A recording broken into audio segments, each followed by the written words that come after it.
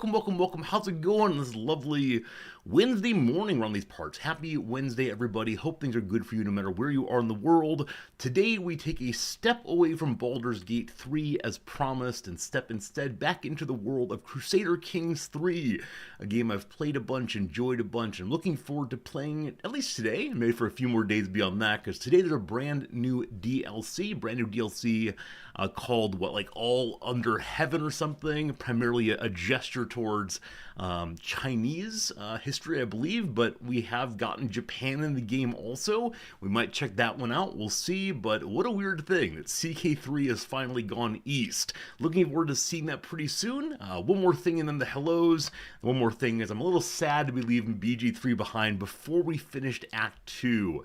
So if you're only a BG3 viewer, I promise we'll get back to it before too long. Maybe even this Saturday to finish Act 2. I'm not sure on that. We'll see how it goes. Regardless, hello Jim, it's good seeing you today. Hello Pepper, unnamed comment, welcome on in. How's it going, George and Bellic and Drek? Those three people celebrated that I finally managed to get the timer working again on the intro. It took more time than I thought it would do, but this morning there was a Wrexham match at 5 a.m., and so I spent a fair portion of that getting the timer working again, but it's working now. Wrexham unfortunately ended up losing this morning's match 2-1 against another Welsh team, so I'll never hear the end of it. That said, it was fun to watch football as always, all very good. Secretary, good seeing you. Hello, Rog. Hello today, HPG. Good seeing you, Pharaoh. How's it going today? Fresca, entering month 3 of your first professorship. Been taking cue from my speaking style to refine your own. For the first part of that, congratulations. I hope it goes well. I'm sure it's nerve-wracking and exciting all at the same time. Awesome. As far as using my speaking style, I don't know. You be you, fam, I think is what the kids say these days, or did at one point. But yeah, I hope you have a good time with your teaching, and whatever your speaking style is, I'm sure the students will respond well to it. We don't want our universities to be merely full of resorty clones. I don't know.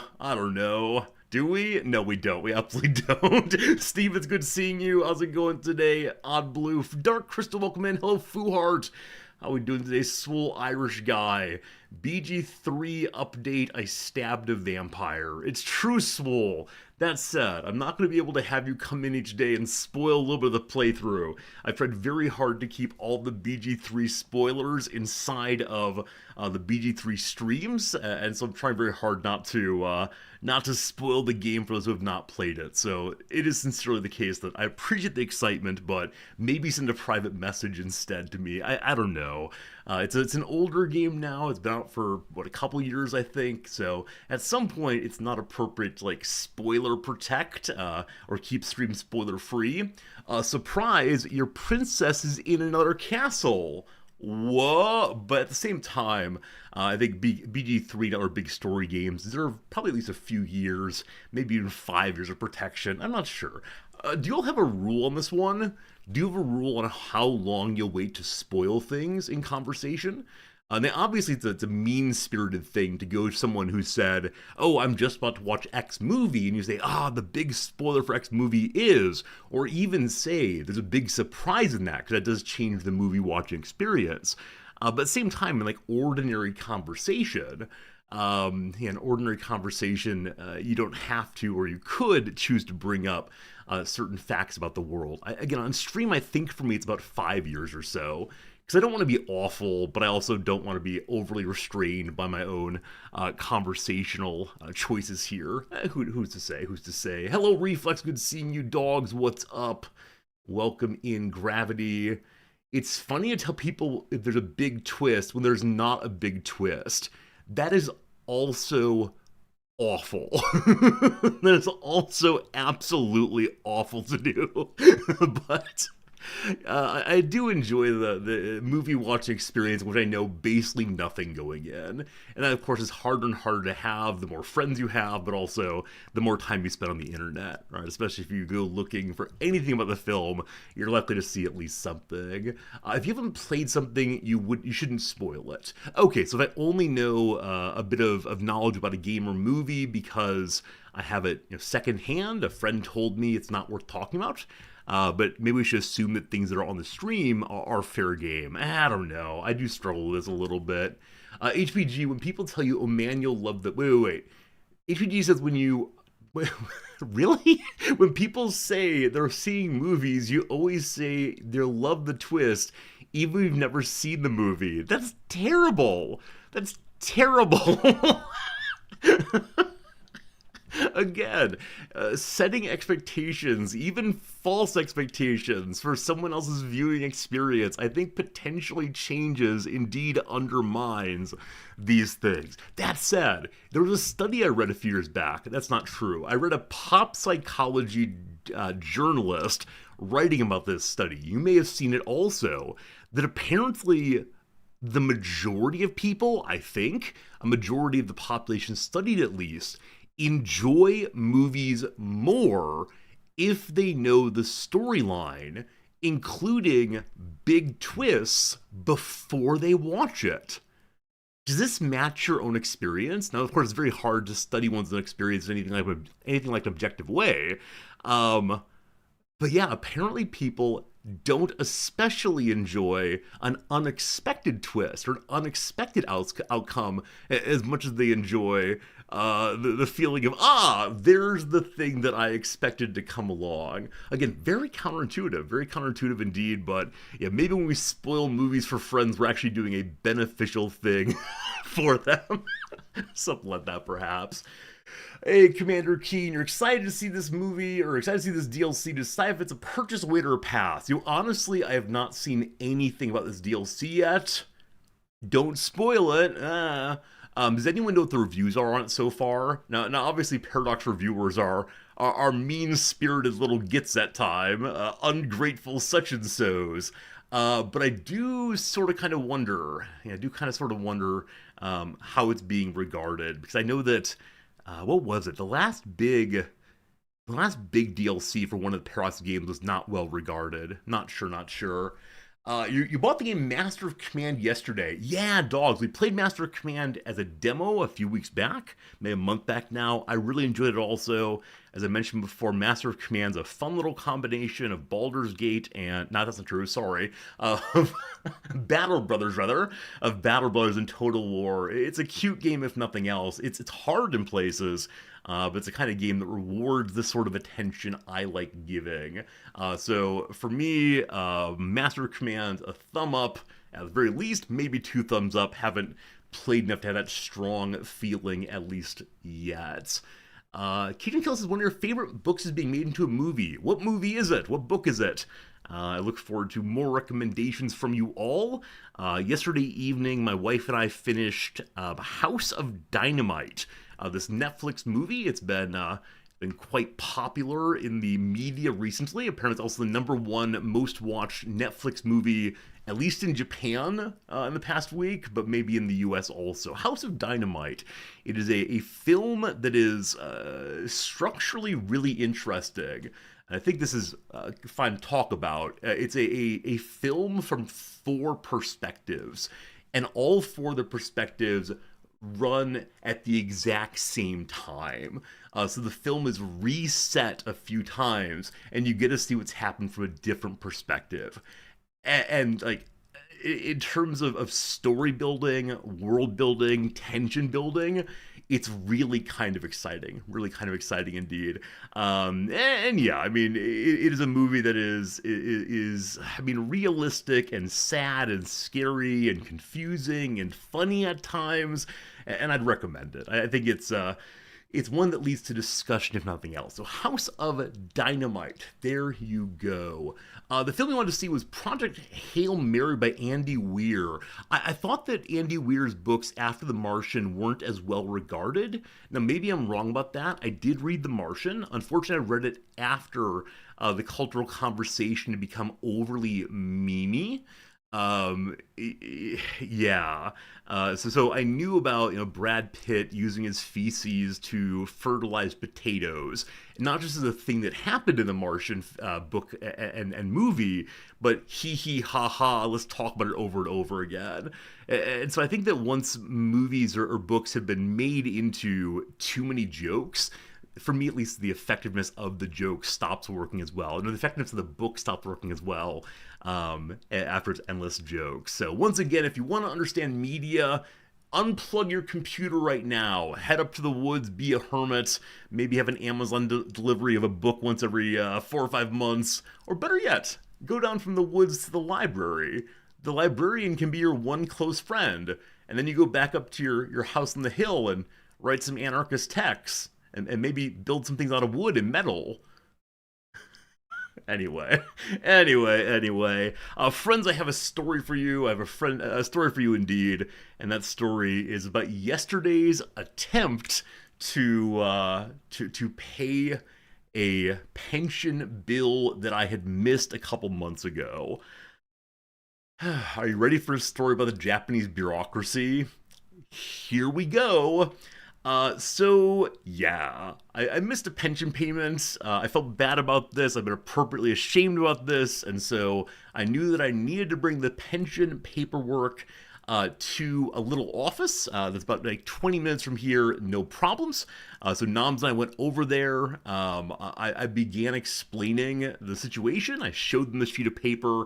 And of course, my faltering Japanese caused them to immediately move over to Noms and ignore me. That feels bad. I was getting my point across. Anyways, they turned to Noms, and after understanding the issue, they said, okay, we actually can't take payments here. Luckily, they can take payments up on the 11th floor. Okay, hop in the elevator, up to the 11th floor we go, and we say, hi, we have this problem. We're interested in getting the problem resolved. We want to get some money paid. And they said, oh, we only issue the forms here. If you want to pay this thing, you need to go to this other building, which is about 10 minutes away. All right, thank you very much. At this point, Nam says her favorite line about the Japanese bureaucracy. Sorry, Mario, your princess is in another castle. This game was based entirely on the Japanese bureaucracy. So we get to the third building, and this place does indeed take the money. But I need to prove that this person who is paying is in fact me. And so I take out my 2 forms of identification.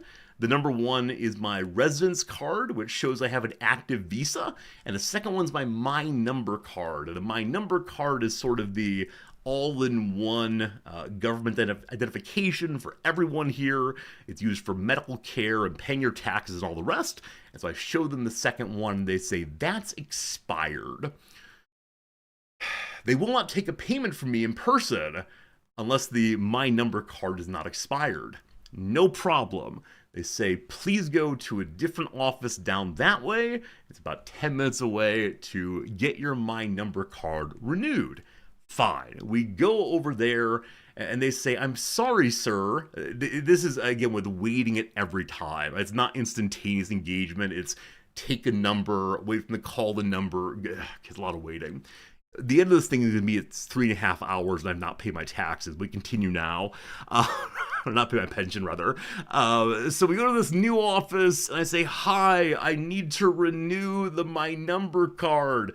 And they look at it and say, yes, we can do that for you. Please show us your papers. And so I show them my new visa. And they say, oh, we can only renew this if it's not yet expired. You were supposed to come in the month before it expired to have it updated with your new visa date. and I say, I'm so sorry, what do I do? And they say, you need to apply for a brand new card. It will take you 3 months to get it. And I say, all right, I'm ready to go. I gotta fix this thing. What do I do? Can I go ahead and apply for that here? Oh, yes, you can apply for that here, of course. We have the paperwork. It'll take about an hour for us to get it processed here, but we need to have a photograph of you. I say, cool, can I go to the convenience store and get one? No, no, no, it must be an official government photograph. Fine, where do I go to get the official government photograph? I swear I'm not making this up. You go to the place we started at. The very first office at which we started this thing is where the official government photographs for this area are taken. At the end of the day, I have spent 3.5 hours. I did not get my pension paid, and I did not even start on getting my number card renewed. So I still have a good visa, right? Everything is still fine. I'm not going to get deported. But yeah, at some level, a lot of this is, why did you make this error? Of course, you can't let things get expired. By the time it's expired, it's too late. Now, I didn't realize that this card had an expiration date, actually. It was only when I went to the doctor and put it into their machine for national health insurance that it said, beep boop, this is expired. And that was not great. But yeah, here we are right now. We spent an afternoon doing that. It is the case that afterwards I was sad enough to go buy some donuts. Always a good way to get the mood back up again, but yeah, what an experience. What a frustrating experience. And yeah, I agree, it's Kafka-esque, Benny Hill, all the rest. It is crazy, crazy, crazy. So I'll keep you all informed on how that goes. Oh. At the point we learned we have to get the government photo, I said, okay, I know there's also a form to fill out, and it needs to be filled out in Japanese. It's not an English form because it's directly with a part of the government that's very serious. And so I said, may I please take the form? And I said, there is a form, correct? He said, yeah, there's a form. And I said, may I please take that form home so I can fill it out? No, it must be filled out in person here. I didn't ask why, but there you go. So probably next week I'll make another run at it. But yeah, everything you've heard about the Japanese bureaucracy and its complete inflexibility is absolutely true. It's all flowcharts and binders all the way down. All right, there you go. A couple of stories. It's when we get the weekly exercise. It was a lot of walking, a lot of sitting, and all the rest. Nathire, thanks for that resub, my friend. 49 total months, very kind of you. I hope your semester's going well and the students are well behaved. Okay, I know some of you teach high school or have youngsters. I've been seeing more and more discussion in the various American teacher subreddits I follow about this number that the youngsters think is very funny. My curiosity is the number said as 67 or 67? 67 or 67? And I don't know why it's funny. That said, recently I was reminded, of course, that many things that I thought were funny in my youth are pure inanity, whichever way. As a math teacher, it's torture. Oh, Nathar, you actually mentioned these numbers. Oh boy. It's funny because it's funny. Exactly right. Yeah, I thankfully do not recall what I thought was funny when I was a youngster, but every generation has their pure nonsense. I think the contemporary nonsense is probably a little worse because it's immediately amplified over the TikTok. And I think that youngsters have been encouraged to behave in a big influencer-esque kind of way. The other day I heard some of my students who are, 19 or so, having a conversation and then saying, hey chat, what do you think?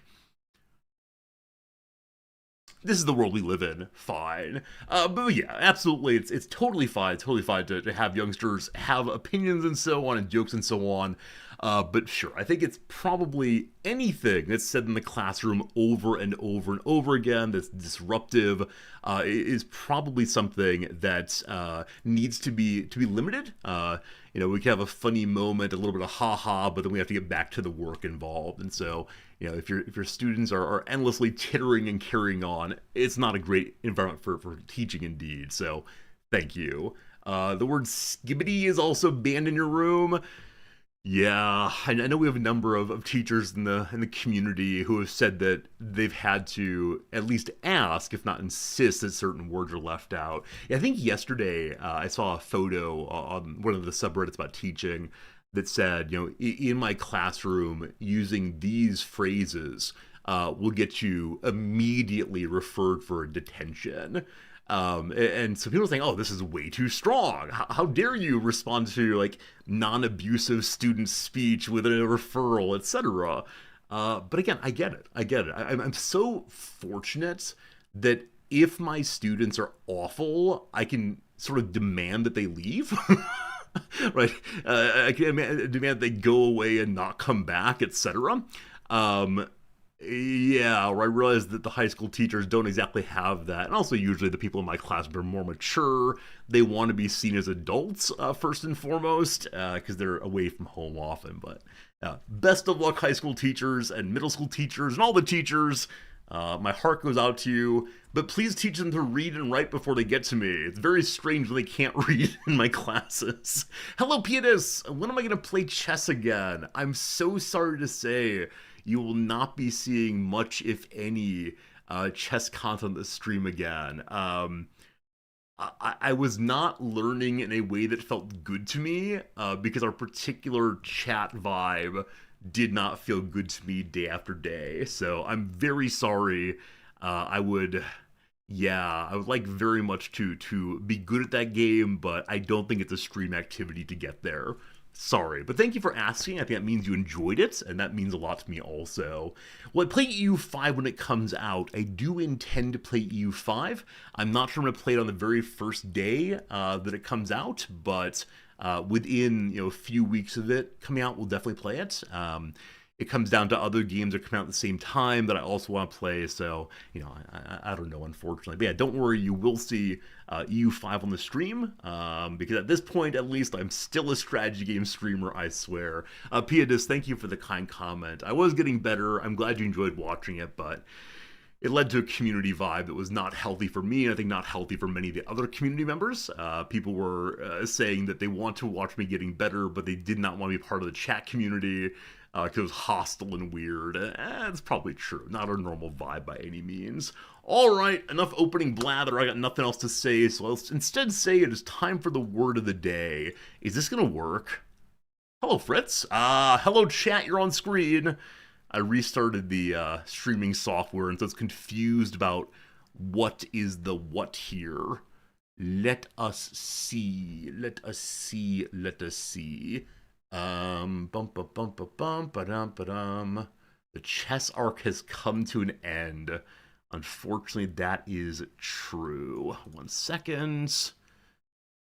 Yep. Okay, we go to this one now. The TikTok Studio, very good. Oh, this is actually the wrong one. This will show you all the Rizdactyl answers. We cannot have that. Hey!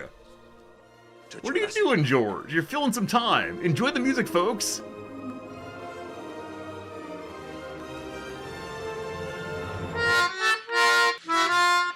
Oh, goodness. Oh, goodness. There we go. George! George, what are you doing to us? Why is this happening to our community? No one asked for this. Except, I guess, by saying, I'll do it for 5 gift subs. I am asking for that. What a shame. Thank you, Nathire, for your kindness. Didn't chess make Twitch payments tank? It is... Oh, here we go again. Nathire, thank you. One more time. Plug your ears. Hide your kids. every time? Why is it funny every time?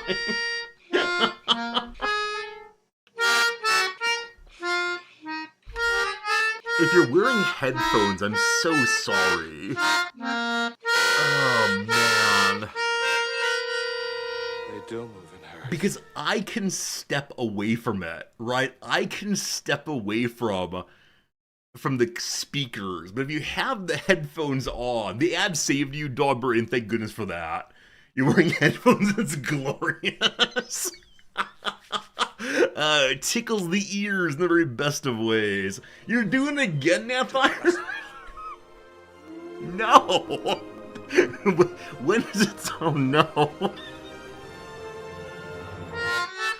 No one is saved this time. Oh, Nathire. Are you gonna play this for your students?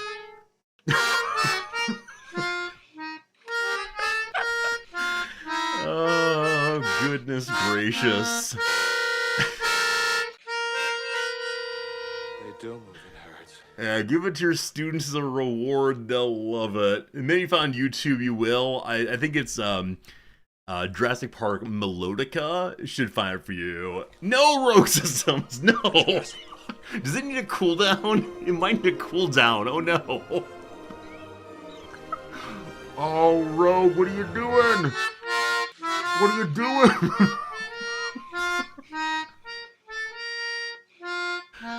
Oh no.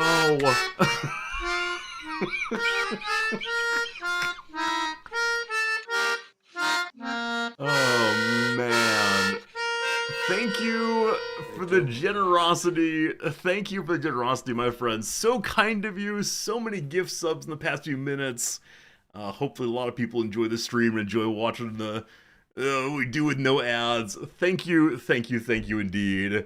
Definitely does need a cooldown. Definitely does not need a cooldown. It's hard to say, hard to say. I don't want to discourage generosity. That said, that said. Thank you all for your kindness. I'm sure a hype train will start soon. It's already hype enough for me, though. Thank you, thank you, thank you. Here's the word menagerie. You might be familiar with Tennessee Williams' great play called The Glass Menagerie. Sorry, I'm still stuck on Jurassic Park. Glass Menagerie is absolutely wonderful little play about manhood and mental illness and family and all the rest. And it's a play that I was the stage manager for. And every single this is spoilers for Glass Menagerie. If you don't want spoiled earmuffs, Sakatera, thank you for the 100 bits. I appreciate it. Yes, indeed, a hype train started. Thank you, thank you, thank you for all the generosity all the way through. No more hype is needed. No more hype at all. But thank you very much. So Glass Menagerie is in part about a young woman who has trouble connecting to the world, but she has a collection of small glass animal figurines, and she connects to those, and they make her happy and give her life meaning and so on.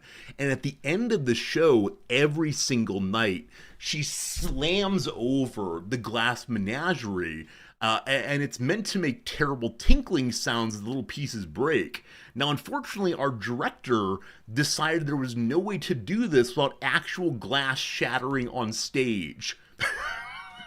And so every night after the show was done, I would go down on my hands and knees with a little broom on stage, trying to collect all the glass shards before I did it again the next night. And as we got to the end of the end of the show's run, we ran out of new shiny glass pieces. So last night or two, I put out these largely broken little pieces of glass that hopefully look like animals from a far distance, but they're really shards that were the biggest ones. So it's all very strange. You don't understand the new hype train trigger? George, I agree. It's entirely variable from my end. I don't have anything set up where it says that you must give this much. As I understand it, Twitch is trying to play into hype. So people are gifting, now gift more. It's an attempt to maximize the squeezing out of funding from very generous people, especially in larger streams. But hey, Drek, thank you for the 100 bits also. Jeff Goldblum, the star of Jurassic Park, is from Pittsburgh. It's not that I don't believe you. However, why is everything? That'll do, pig. Why is everything related to that? Wait, what's in the background right now? Wait, what was that audio cue? I'm not even joking. That'll do, pig. That'll do. Wait, why is the one gift sub that'll do pig that'll do? Does anyone remember why? I don't want to call people pig. Thank you for being a friend. So that time, it was... George, thank you for generosity. I should pretend like I don't know what's happening with the pop-ups so that people gift money to test it. I must have a random thing set up where, like, once every X amount of times it plays That'll Do, Pig, That'll Do. But was there an event we did that for? I must have had some event involving pigs or goodness or something. Anyway, George, thank you. You're not a pig, I promise. Is a hype train thing? I don't think so. Anyway, I do need to get on the stream, but I also, as many of you said, should set up other alert sounds. Perhaps not as annoying as the 5, but maybe that'll be the next project. We'll see, we'll see. Jim, maybe so. Yeah, very confused, not sure. Menagerie refers to a collection of animals kept especially to be shown to the public, as well as a place where animals are kept. It can also refer figuratively to any varied mixture of things. I wonder if the word menagerie and melange share a root. I don't know if that's the case. I'm not quite sure what melange means. Here are 2 examples. The aviary featured a menagerie of exotic birds. Number 2, the space is eclectically furnished with a menagerie of flea market finds. Menagerie. Menage a lots. Did you know? Back in the days of Middle French, menagerie meant the management of a household or farm, or a place where the animals are tended. When animal speakers are adopted menagerie in the 1600s, they applied it specifically to places where wild and often foreign animals were kept and trained for exhibition, as well as animals so kept. The second meaning was eventually generalized to refer to any specific mixture, especially one that includes things that are strange or foreign to one's experience. Speaking of things that are strange and foreign, someone in channel just earned a VIP badge. Congratulations, is what I say today. Friends, name that synonym for menagerie. Fill in the blanks to create a synonym of menagerie in its varied mixture sense. This is a fun word, and I wonder if it's related to porridge, but I have absolutely no idea. Indeed it is hodgepodge. Hodgepodge. I have no idea. I have absolutely no idea. Let's see. So a heterogeneous mixture, a jumble, fine. It's an alteration of hodgepodge. What then is hodgepodge? I can't type. Hodgepodge. It is a stew or soup. Huh. Okay, do any of you British English speakers know that it's a stew as well as a strange admixture? Hodgepodge. Is this similar to hot pot?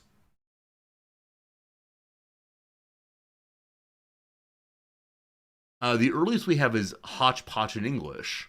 Fascinating. Yeah, I don't know that word at all. It does sound like hot pot indeed. Yeah, very cool. All right, time for some trivia, team. Yesterday we did not... Maybe it's not time for some trivia, team. Let's reload and see what happens. We're fine now. Question number 1. Science and nature, here we go. The Greek for dregs became the Latin for liquid, and then the English word for body fluid before finally landing on what plant word? I wonder if working backwards on this one makes the most sense. What do we know about plant things? I think this is the question here. Friends, thank you for the successful hype train with 12 gift subs, 200 bits, and a whole lot of fun on that one. So bodies seep. I feel like I should know what body fluid is for in English, certainly. We've discussed the Greek for dregs before. It was part of some etymology. It was interesting. Is it like something involving visc, possibly? Like viscosity? But what plant word has vis in it? I have no idea. I'm going for sap.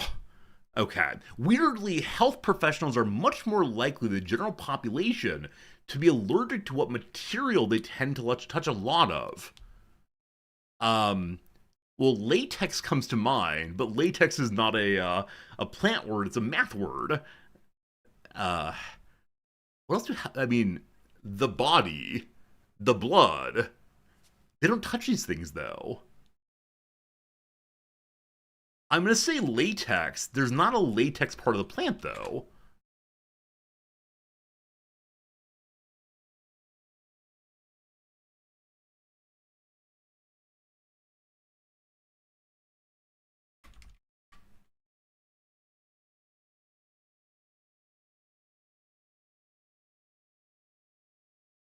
Latex or lattices are an emulsion of polymer microparticles in water.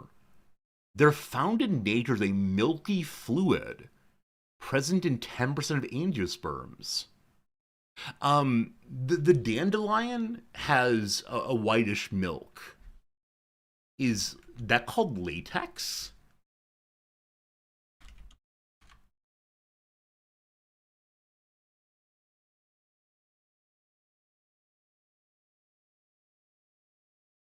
Rubber root. It's a particular species of dandelion. Exactly, Rogue. Yeah, latex is for the logicians and mathematicians. Some years back, I worked on a major journal in American philosophy. I was the assistant editor and did all the grunt work. And yeah, when people would submit files in latex for their like careful logical operators in line, it was always a real trouble to get my editing software to accept them. This is fascinating. This is absolutely. I had no idea. I'm glad to have learned that with you all today, but. Huh. Huh. Okay, I'll take it. Arts and culture. The 18th century Edinburgh City Council, councillor rather, but also a burglar, William Brodie, was an inspiration for a 19th century novel. I wonder if it's Jekyll and Hyde. You know, by day, a good and proper Englishman, Scottishman, sorry. By evening, stealing stuff. Jekyll's a medical doctor, I believe. Let's say Jekyll and Hyde. I think Jekyll's spelled wrong. In one L, maybe?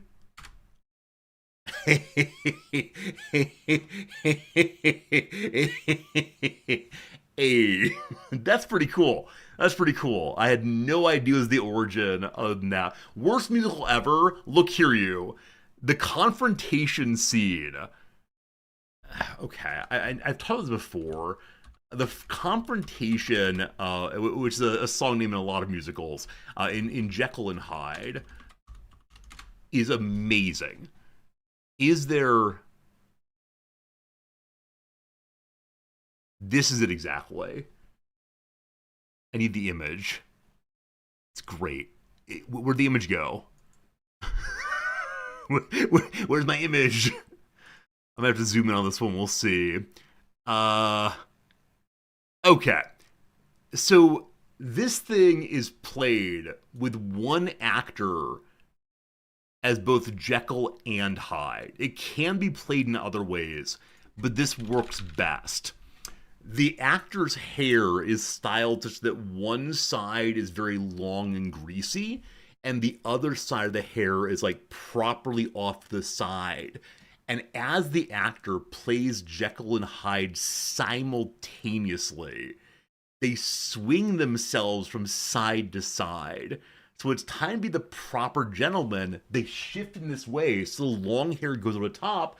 They sing here, like about, peace and goodness and love and freedom. And then they swing across the other way. The long hair comes out, and they become, low and terrible, and talking about, constriction and destruction, and so on, independently of the pacing of the musical, which I think is not great. This is the kind of performance that makes me love musicals.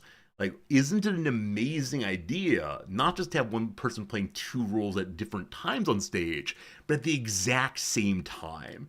And so in confrontation, the person swings back and forth wildly. Now, there is a David Hasselhoff recording of this on YouTube. Hasselhoff is not the strongest singer, but he really goes all in on transformation. And so I encourage you to go watch that. It is definitely worth watching. If you can get past the hee hee ha ha, it's David Hasselhoff. Very good. I'm so pleased with that one all the way. Question number 3. In the carefree, innocent days of 2015, Donald Trump went and gave everybody the cell number of what GOP presidential rival? Remember back when he was just a clown? That sure was something. Was it Marco Rubio? Was it Jeb exclamation mark? It may have been Jeb exclamation mark. I want to say it's Marco Rubio. Little Marco. Unfortunately, no. On January 6, 2021, what senator said, Trump and I, we've had a hell of a journey, but count me out. So Rubio is now a senator. I'm not sure if he was at the time. Is it Ted Cruz? It might be Ted Cruz, in fact. Is it? Oh, it's actually not. Oh, it's Lindsey Graham. Last month, what longtime senator from South Carolina said, Trump 2028. I hope this never ends. Lindsey Graham. Oh, there's so much to say about every single one of these people we just mentioned. It was McCain. McCain was definitely dead then, wasn't he? I think McCain died before the Trump years. Maybe? I think so. I think he died just as Trump came into office and requested that Trump didn't come to his funeral. There you go. Man, there's a lot to say. Oh yeah, Dogberry, you're absolutely right. I don't like POWs. They're losers. Oh! Oh, what is this world? Yesterday, the American president was in Tokyo, and there's a lot to say about that, but the interesting part for my purposes is apparently the majority of the Tokyo police force was doing overtime duty to be on guard, and all day long there were helicopters flying over the city, not just the official presidential one, but self-defense force ones and U.S. military ones. It was very, very noisy. So there you go. Question number 4. Apparently, if I could be a fly on the wall to hear the conversation between the American president and the emperor, I would be so, so, so happy. Because the imperial position is to be always dignified and above politics. Part of the emperor being de-deified after the Second World War is the emperor has no political opinions.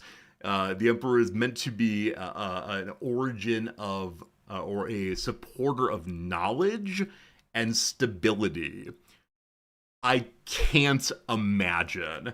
Anyway, because Japan is so dangerous, I mean, yesterday the fellow who assassinated Abe admitted guilt publicly at his first court hearing. So, anyway. Apparently not about what it sounds like. I'm In You was the highest charting single by what mostly 70s artist. Oh, I have no idea. I have absolutely no idea. What artist from 1970s? I mean, Cher of Sonny and Cher fame was in the 70s, of course, but also much afterwards, and has much more popular songs than this one I've never heard of, frankly. Hey, Biff Gimble. Biff, I thank you for 58 months of subscribing. I appreciate that. I thank you. It's always good seeing you here. Hope the family's doing well. I'm gonna have to just go ahead and say I don't know, frankly. Unless I go with like Little Richard or somebody. You know what? Let's do Little Richard. I think he's actually mostly 60s though. Rough. Before Big Mountain revived it in the 90s, Baby I Love Your Way, I know this song, was originally recorded by what Talk Box Rocker. Is talkbox a phrase for the radio? I've never heard it before. This is what, baby, I love your way every day. I have no idea. We're going with, what's his name? Phil Collins. That's a name. Huh? One of the all-time best-selling albums is 1976 Comes Alive by what English American who anagrams to Frappe Torment.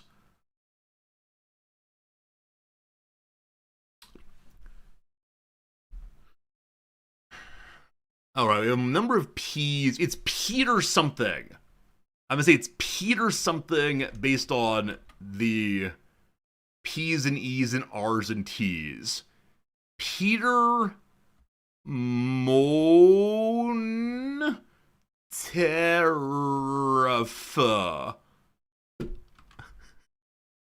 Peter Frampton. I do know of this name. Peter Frampton, I've never gotten that though, certainly. There you go. A talkbox is a manipulation device used with a guitar effectively. Talkbox. Cool, I did not know that at all, but thank you for teaching me that. Peter Frampton. Good job knowing that one. I'm very, very impressed by you all. Question 5, here we go. Meaning tenderloin with cream and bearing the name of one of its most famous composers. Something hails from what nation? Svikova Nesmetsna. So the way into this for me, if I'm going to get it, is the composer's name. Or recognizing what language this might be. I'm gonna assume this is Eastern Europe. But yeah, we got some problems here. I mean, the Kova ending is definitely Eastern Europe. Possibly Poland. I'm trying to think of like what what composers do I see it all in here? I don't know. I don't know, unfortunately. I'm going Poland. Rough. Pearson and Budweiser. Beer-loving cities in what nation? It is Czechia, I believe. Yeah.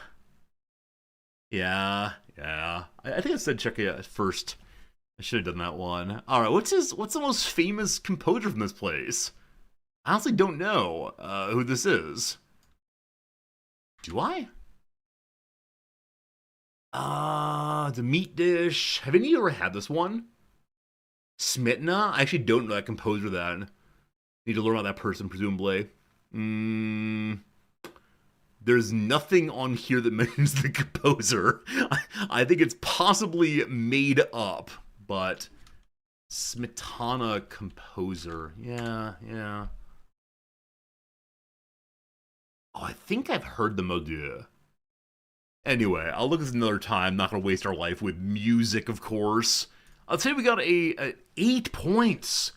We started so well. Darn you, Peter Frampton. How was to? Okay, stats are non-functional, unfortunately. So we're gonna have to believe that today we are, of course, well above average. Practically perfect in every way. I would like to have some A pluses in chat if you don't mind. As we move our way into the redactyl, I'll go ahead and give you a few seconds to get those A pluses in there. I need your approval, chat. I need you to tell me I've done well at something today. Well, okay. Maybe we're not that kind of channel. Maybe we're not a streamer says to do things. How high? C F, C, 1A plus.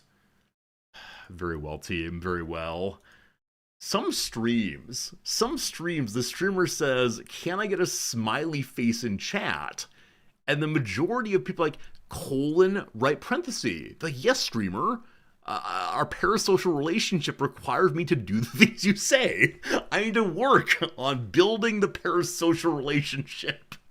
All right, time for slow mode. Thank you, thank you, thank you. One and all for your generosity. Go ahead, put any word you want to in chat, and we'll figure out what this thing is. Good luck! Theory, there's 1. Modern, there's 6. Mongolia, they're 15. How about the word state? There are 24 states. Genre, good seeing Dogberry, none of those. Era, we have 3 today. Form, we have 7. End, or ending, there are 6. Well done. Math, there are none of that. Needy. Do you want to get yourself VIP, George? Needy, there are none. How about the word science? We have 18 of those. Bassoon, none of those, unfortunately. How about a fruit? There are none. Asia, holy moly dogs. 140 Asias, and you got yourself one of the 2 words on top. Well done, well done. Period, there are 4. How about province? There's 1 of those. Khan, there are none of those. Age, we have 3. Ulan, we have none of those. How about century? We have 13. Is the word species involved? It's not, unfortunately. Central. There we go. Cajun Killa got central just before Bellic and George and Eka. Boom, boom, boom. But first on my page is Cajun Killa, and then before that was Dogs with Asia. Good job, good job, good job, folks. A really fine guess on Asia that helped quite a bit. We're impressed. We're impressed. Central Asia is a region of Asia consisting of Kazakhstan, Kyrgyzstan, Tajikistan, Turkmenistan, and Uzbekistan. It does not include Mongolia, sorry. The countries as a group are colloquially referred to as the stans, as all have names ending with the Persian suffix stan, meaning land. Is this reference, they're all called the stans, used in these countries? Or is it instead the case that only like English speakers do this? For example, what does Kazakhstan call itself? Does it just say it's Kazakhstan? Okay, yeah. I assume they have. Oh, 1 second. What's this? That's an anthem. A different spelling though. Interesting. But yeah, the stan part is there. Oh, cool. I'm always interested in what people call themselves. The region is bounded by the Caspian Sea to the southwest, European Russia to the northwest, China and Mongolia to the east, Afghanistan and Iran to the south, and Siberia to the north. Together, the 5 Central Asian countries have a total population of around 76 million. Have any of you ever been there? I most certainly have not been to any of these. In fact, the only Asian place I've ever been is Japan. We keep saying as we're over this way, we'll try to visit more countries, but that has not yet come to pass because airfare is expensive and NOMS is very, very, very busy. But yeah, I think if I were to pick places to visit, these do not pop first to mind. I don't know enough about their stability and so on, but I mean, they look beautiful, don't they? Look like a very different kind of place that, a very different kind of place than many others might have seen. You have been to Afghanistan, but like your peers, you didn't transit through Central Asia. Yeah, I'm guessing that some folks in chat and of our generations have gotten to Afghanistan via perhaps the sword as opposed to the airplane. Maybe. Regardless, good job on the Redactyl team. Let's do a couple rounds of Rizdactyl and then move on to Crusader Kings III today. Back to a stare at map games. A brand new DLC. We'll probably play in Asia today and see how that goes. But first, we're going to have a little game, a guessing game, in which we put in suggestions with which to play. And then I choose one of them, and we put it on the screen, and you use yes/no questions to help me discover what it is. I thought of one this morning, but I forgot to submit it. And it's gone now, unfortunately. So we're not going to do that one. Rock Smasha. This is a fun one from Rock Smasha. I just closed everything. Oh, I meant to push Alt-Tab, and I pushed Control-W 3 times. Well, I know what Rock Smashes was, so we can do this one, and I'll have to figure out afterward. That's no good. Okay, here we go. Here we go. Here we go.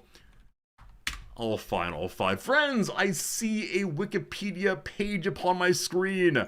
Please guess any yes no question you want to. We'll discover what it is together. Here we go.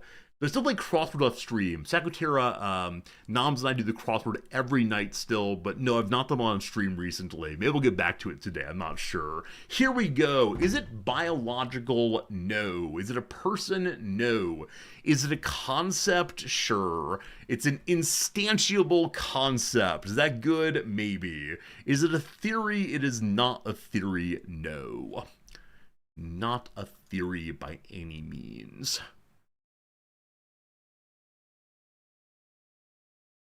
Is it demoted from planet status? How specific, but no. Is it a place? No. Is it scientific? No. Was it founded by a white man? No one knows. Is it European? I think the answer is no one knows. Yeah, no one knows for sure the origin of this thing. Is it fictional? Nope. Is it gaming? Nope. Is it religious? Nope.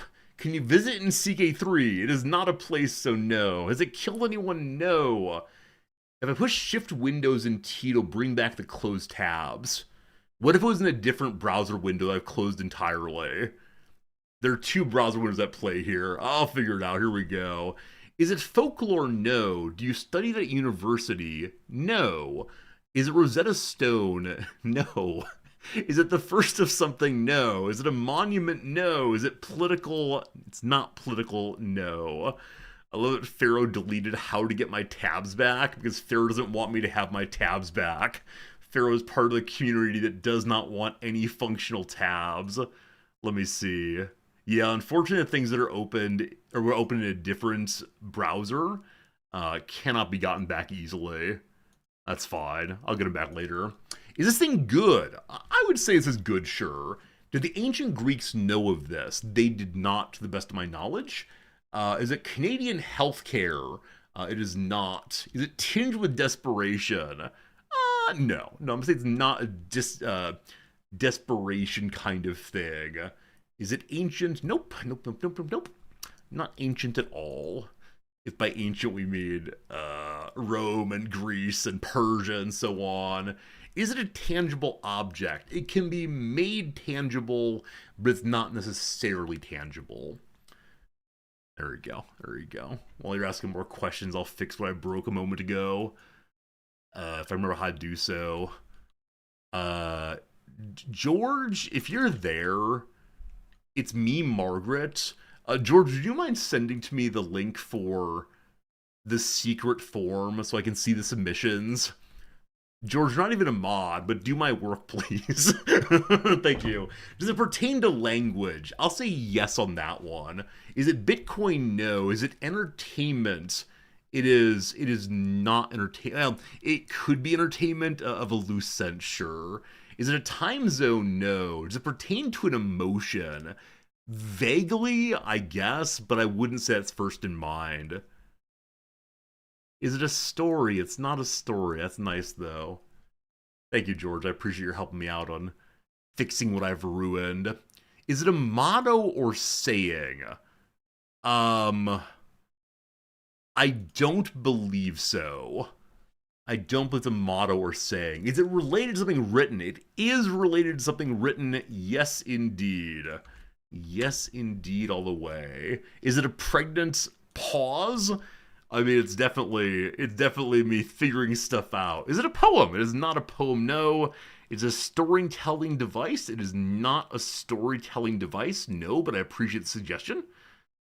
Is it a published work? It is not a published work, no.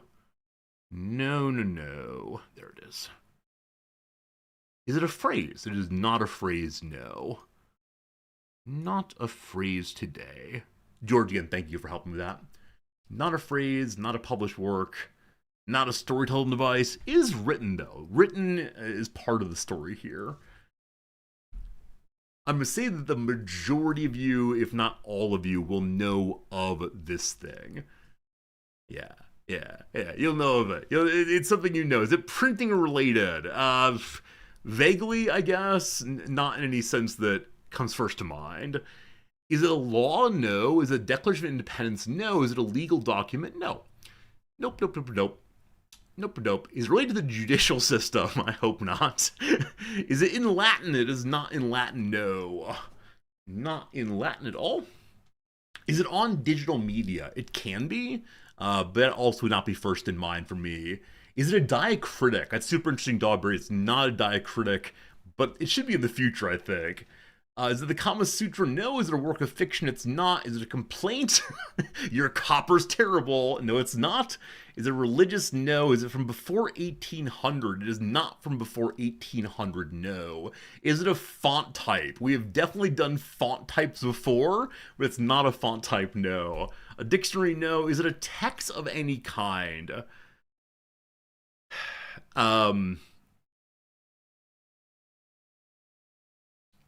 It is not a text, no. Is it an ad? No. Is it written in English? Not exclusively.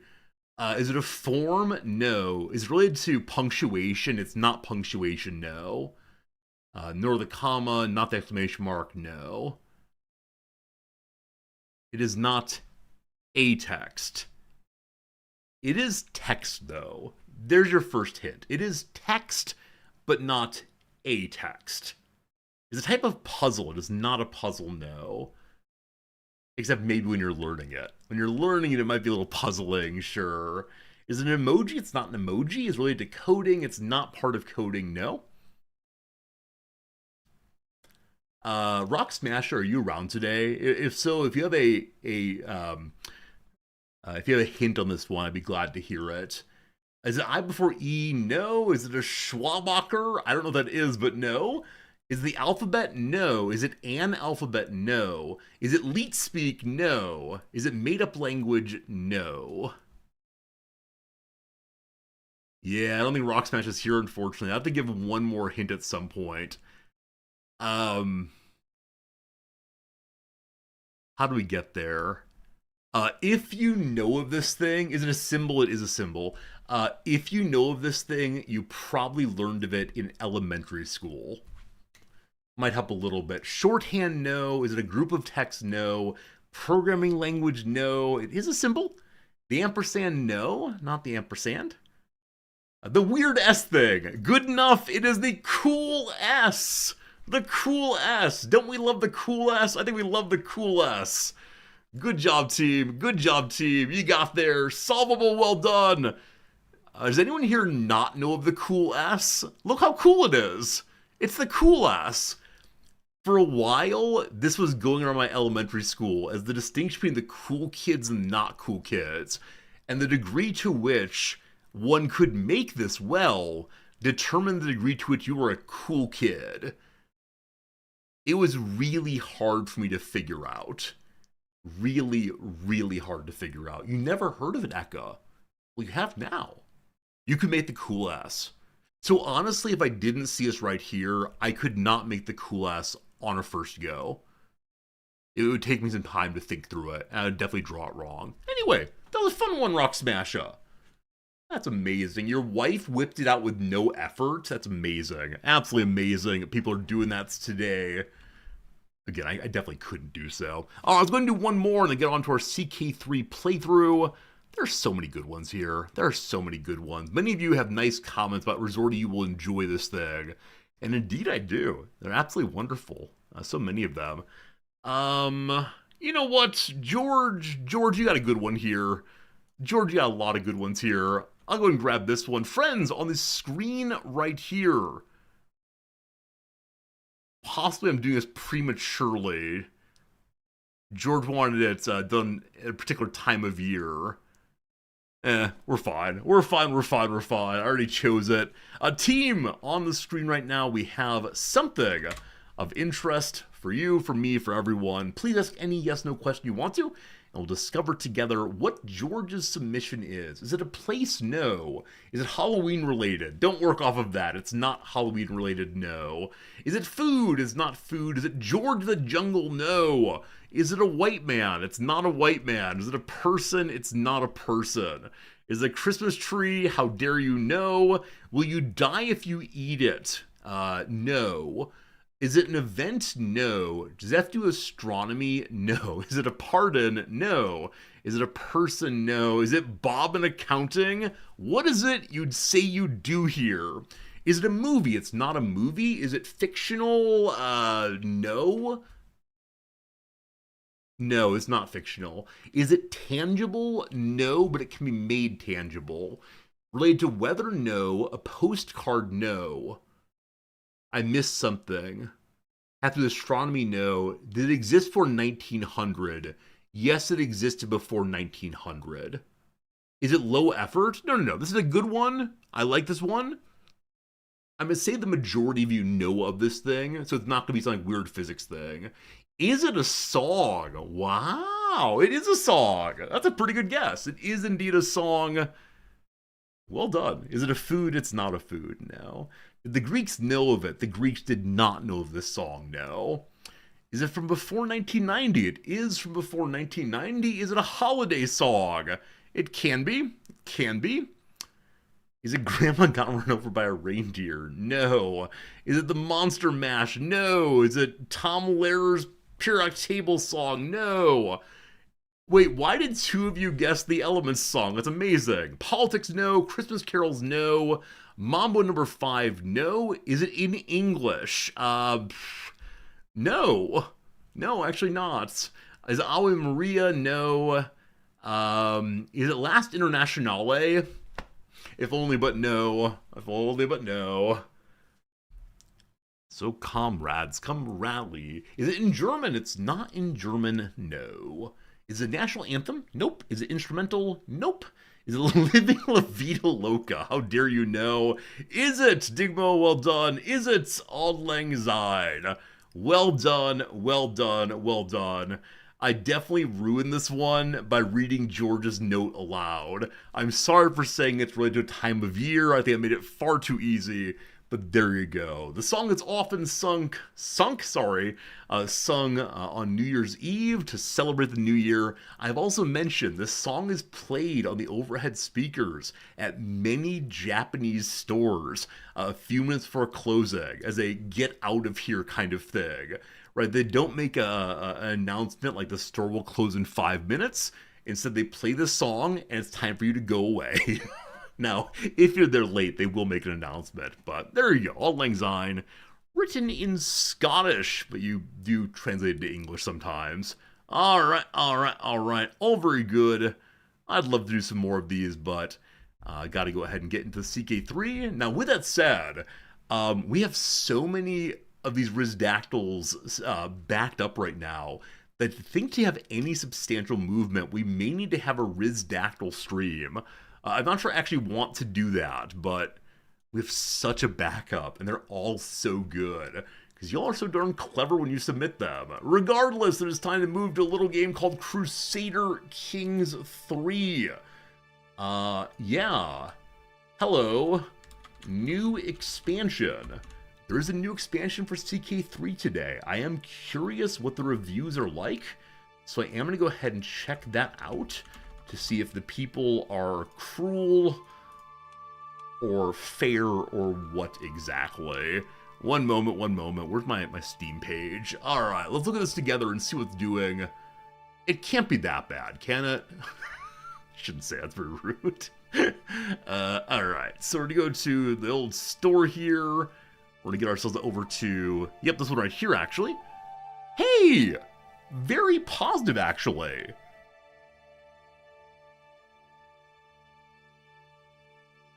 Wait, some people are claiming that they live in China. I mean, I think it's the case that Paradox may be trying to get people who are Asian into their games. There's very, very little presence of Paradox games in Korea, Japan, or in China. So maybe they're trying to get in there eventually. I've sent a message to Paradox's influence manager person, Jonathan, that if they ever want to hold a Tokyo Games Show Paradox stage, I'll be happy to be on there and to spend time with them and help with the promotion. Did they reset the tutorial again? Please no. Alright, if you're new here, play the tutorial. So they now have 2 tutorials? Huh. I kind of want to play this tutorial to see what this is like. I'm not going to. I don't feel like playing it right now in any substantial sense, but that must be really interesting as an attempt to make the world explicable from more than one perspective. Please play the new tutorial. Alright, time for a vote, team. New tutorial, question mark? Yes, let's learn. I mean, the advantage of the new tutorial, if I play it, is then I can explain it to newer players, and I always like doing that. Yes, let's learn, or no, deep end. Jump right in there and figure it out. I do wonder if it's different, to play over in China. I mean, the Imperial Chinese bureaucracy, I could imagine has different mechanics. As usual, I have not spent any time at all reading the releases for this DLC. I'm just completely unaware of what's coming in other than Asia stuff. I'm so impressed by people who spend time reading all the DLC announcements and knowing every fix in the game. It's just not for me, unfortunately. Alright, on the new tutorial we have, yeah, the majority of you, but not by a huge amount, the majority of voters do say let's learn. Okay. Oh boy, Deep End's coming back. I think because I mentioned the ongoing results of the poll, more people are now voting. Your vote matters. Don't make it 50-50 though. Please don't make it 50-50. I find that so unbelievably upsetting. It's like you've wasted not only my time, but the whole... Thank goodness, it's not 50-50. Let's Learn wins by 2 votes. Very good. It's time to play as Qingguan. I don't know how to say any of these names. In the Imperial Chinese bureaucracy, only the most meritorious are selected to be governors. Alright, I promise to offer some commentary on Confucian meritocratic thought while playing this. We'll see.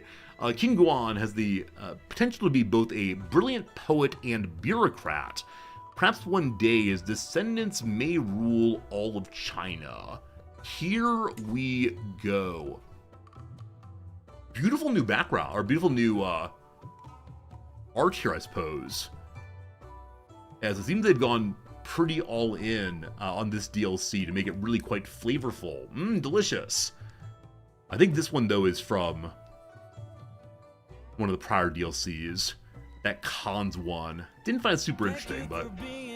Dellerfin, my friend, thank you so much indeed for generously giving us that subscription there for 58 months. Thank you much. Yay to you, and yay to me, and yay to everyone. Before we read anything, I want to zoom out. Show me my map.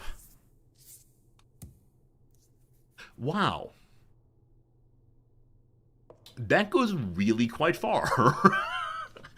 That goes really surprisingly quite far indeed. I believe that there's more Africa than previously. I believe that this area's been added in. Also, the rip here is really interesting to me. So, when the game first released, there's a rip on the side of India and other Asian bits there that indicated China was probably coming. Would they expand into Africa more? I don't know anything about it, unfortunately. Can you play Australia? Not yet. I think many of us are absolutely surprised that you can even play as China and Japan, right? In CK2, China was this power just out there somewhere doing its thing. You could ask their help in various ways, but you couldn't play as them. And then certainly Korea and Japan. This is madness. So where was the cutoff previously? Really? Really? Was it here? I think it was roughly here before. The Buryats actually? Okay, the Buryats are here then. So the cut was here previously. Very well. You're gonna buy it and play after work? I mean, I haven't played a single moment of it yet, but just seeing how much more is here. Watch. Alright. You're a young scholar in China. Your station is humble, yet full of promise. Through learning, cunning, and meritorious conduct, you may rise to the imperial ranks. Though your life is fleeting, your heirs can carry the name of your house to lasting glory. Under the Song Dynasty's stable rule, the imperial examinations offer a path to governorship, and perhaps the imperial throne itself. Yeah, even today, a lot of positions are determined in East Asian countries by exams. And you can ask lots of questions about how do people score well in these exams. But the thought is that exams are the fairest way to determine who knows what, who knows appropriate things for their position. So the universities here in Japan, they're entrance exams. There are also entrance exams for high schools and middle schools as well. And recently I was talking to a professor friend here whose son had just gone through, or no, was just about to go through the middle school exam. And the professor talked about the pressure involved. Because apparently if you don't do well on your middle school exam, you'll get into a less than great middle school and then have no chance at ever improving from that station. You will then end up at a not great high school and a not great college, etc., etc. And yeah, so even today, I mean, this is true also in parts of India, right? Aren't there government service exams in India? But I think the meritocracy as expressed by exams is still really, really popular in East Asia. Friend Cert, what are you doing coming by and just dropping $50 right away? Here, my friend, you dropped this. Cert, thank you for your kindness. I hope I enjoy the new DLC. I hope you're enjoying life too, and thanks a bunch.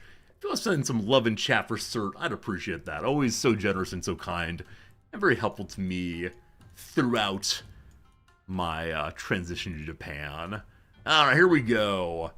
Exactly, Mauro. In the US, there also is the SAT, the GRE, various other examinations that are used. But at least in many parts of the US, there's an attempt to see the student as a fuller person, as opposed to only their test score. And I think the sense in the East Asian cultures is bringing in anything else about the person, you know, what class they're from, who their parents are, etc., destroys the meritocracy. But again, we can't ask questions about preparation for the exam. If you ask those questions, the meritocracy begins showing cracks. You sit down, you take the exam, you're even to everyone at that moment. Who knows? Anyway, alright, we can potentially raise ourselves through the ranks. I really hope we have to take exams. I am absolutely ready to take any exam in this game. Sign me up. Wouldn't that be a great addition to video gaming? Pick up your pencils, make sure that you've been studying. I would enjoy that, but imagine no one else would enjoy it at all. Good to see you, Z. How you doing? Alright, use the WAS to go around. You push the home key, you go to your capital of Jeongdu. Hey, there we go. I don't think I knew that. I don't think I knew that a home key would do that. I just scroll around usually. To zoom in, use the scroll wheel. Very good. Key terms are marked with blue highlighted text. This means that you can hover your cursor over the words, etc., etc. The tooltips may have highlighted keywords to be hovered. It takes a couple of seconds to lock in. Oh boy. Oh boy. Alright. You play Gentleman Qingguan, one of many characters in the world represented by the character avatar. Where am I on the screen? Not quite in CK3 location. That's there instead. Can't block anything. Come along, follow notification. Very good, very good. Alright, we're playing as this gentleman. Is that really our title? Huh. Oh, we have no land. Okay, so the character has no stats, at least yet. So I wonder if people who are unmarried and unlanded are called gentlemen. Seemingly not. I assume that my brother is much the same. He is not called a gentleman. Incidentally, one of the goals of Confucianism is to turn oneself into what's often translated as the gentleman. More recently, to avoid the sexist and elitist conception of this idea, it's translated instead as the virtuous person. But I was taught it as the gentleman instead. It's a person who's cultivated the virtues of humanity. One of the big Confucian ideas is that humanity is something you have to earn. You don't get it for free. The human is the one who is between the wildness of the natural world and the pure machine. He doesn't use machine, but the pure ritualistic being who goes through rituals with no understanding of why. So humanity is somewhere between the two, and you go through rituals thoughtfully, contemplatively, with engagement to keep you away from the wild side and the other side also. There you go, a little Confucius fun. On the right side, blah, blah, blah, blah, good. These are character traits. All right, those are being introduced here. What about obedience to policy and rules? All right, look, I'm only introducing some parts of Confucianism. That said, if you think Confucianism is purely conservative, that you always have to obey the existing order, I'd encourage you to look up the so-called rectification of names. If a ruler is not being a virtuous ruler, if your parents are not being virtuous parents, there are ways to challenge them from below because of the way in which Confucianism understands obligations and duties as reciprocal. It's not just that the kid has obligation to the parent or the subject to the lord. Instead, they have obligations both directions. Okay, here are my traits. Look at them all. We're ambitious, compassionate, and gregarious. What a nice guy we are. What's this? A Confucian education. Alright, a little bonus to learning merits. There is actually a merit indicator here. What does merit mean? It tracks their progress next merit rank. All characters with an elder or disciples. Wait. All characters with an elder or disciples. Okay, so if you have people who rule you or who you rule in some sense, you get more merit. Whew. Governors increase merit by constructing buildings in their assigned holdings, going on an inspection activity, participating in debate, and attending examinations. I was joking. Wow. Debates and examinations. Wait. Where are the philosophers of Europe then? If they're gonna put this in China, I better be able to see my monks getting out there and arguing about whether God subsists, persists, perdures, or what. Standard governors increase their monthly merit gain by paying more taxes to the liege, while military governors increase it by creating men-at-arms. Non-governors can attempt to increase by attending examinations also. Wow. This is really cool. So you get merit for free by having been a Confucian student. Started his journey on the road for sagacity. Sagacity, I believe. Sagacity? I think so. So, Confucianism is the mode of life here. At the highest level, through abstemious and benevolence, we build a better society together. You get more learning, more lifestyle experience. Confucians like you also. Wow. Lots going on there. Monk interaction with philosophy doesn't start until the 14th century. I mean, what year is Plotinus? Right, Plotinus is the big figure for me in the gap between the Greeks. I mean, there's Augustine also. Like, Augustine is definitely doing philosophy in the like pre-CK3 era. Plotinus into Porphyry. So this is the dark age of philosophy where people really struggle. He's 4th century. All right. What year is Augustine then? Like, Augustine into Aquinas is the normal jump we take when we do like the loose and dirty history of philosophy. I can do a lot with the Greeks and Romans, and then a lot after like 1600 or so, but that gap I really struggle with. There are people who know it though. Anyway, we have some skills. Look at the skills. We're very bad at intrigue and fighting, but very good at learning and diplomacy. Fantastic. Here, though, is our house. It's a square. House Qin, a family of Chinese nobles, as the head of the house at age 17. Oh man, grew up early. We're expected to lead members of the house to success within the Chinese government. My house is small but will grow over time as children are born into it. Each house belongs to a dynasty, etc. Qin is so small that the house and dynasty are one and the same. Begin with prosperity. Base Origins is new, isn't it? Base Origins. Huh. Rogue, I know that the Romans have some thought in the first millennium. It kind of goes in circles for a while, though. This is new, yeah? I thought Obscurity was the first level of Splendor. Yeah, this is like... Oh, is this a way of giving peasants an actual Splendor level? Like peasants who have just started their own family, maybe? Fascinating. Okay, lots of things to say. I apologize for wanting to read absolutely everything. Our family, though, is myself, my half-brother, and my other half-brother. We don't know our family yet. Let's keep going. Here's our family. Celestial Realm Noble Family. The Celestial System refers to the centralized administrative government of China, overseen by the Son of Heaven. I'm curious about Japan, incidentally.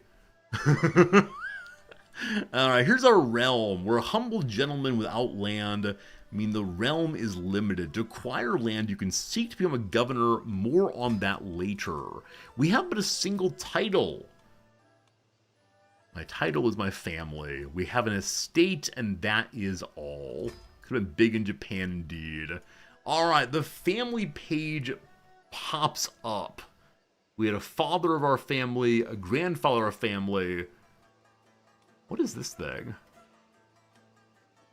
Okay, our particular Confucian faith is represented by some kind of flower and a heron, maybe? I don't know how to say these words. Jiaoji, possibly? Confucianism rejects esoteric influences and traditions, places strong emphasis on secular rationalism and rigorous intellectual inquiry.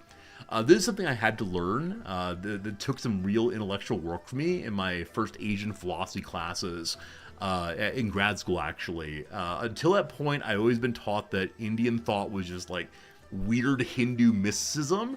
But no, it's the case that all of the Asian thinkers, or all the Asian traditions rather, have some group, at least, if not many groups, who are pure logicians. At some level, they become, like, atheistic, except belief in rationality.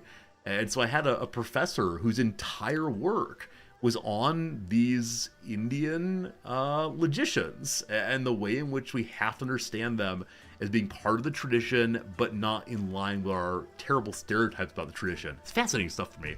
Anyway, Drek wonders why bringing gigantism to the east. I was planning not to do a giant-based playthrough this time because I don't want to be too predictable or on the nose. Here we see our relations. We have one special relation with our elder. The governor, who's a fool, is our elder right now. What do elders do? What does that word mean in the context of this game? A character with one or more disciples who follows the elder's teaching. A disciple and elder both gain more merit. See, now I want to start talking about the 5 central relationships of Confucianism, because the elder younger is one of the 5. I really hope that Paradox manages to use this DLC as a way of getting into the Asian markets. It's a DLC though. And so will they have to tell the Chinese market, hey, you can play our game, but you have to buy it and a second element? I can imagine that being a real obstacle. So I wonder if in the fullness of time, Paradox will end up linking the two together for the Asian market. I'm also possibly making things up. It'd be really cool if so. I just want Paradox to have more market saturation where I'm from in particular, from Japan. So I have people to talk to here who are not Americans and Swedish people. I've mentioned before, I do have one Swedish student who has such pride for his national industry that is the Paradox Game Corporation. Here's my spouse.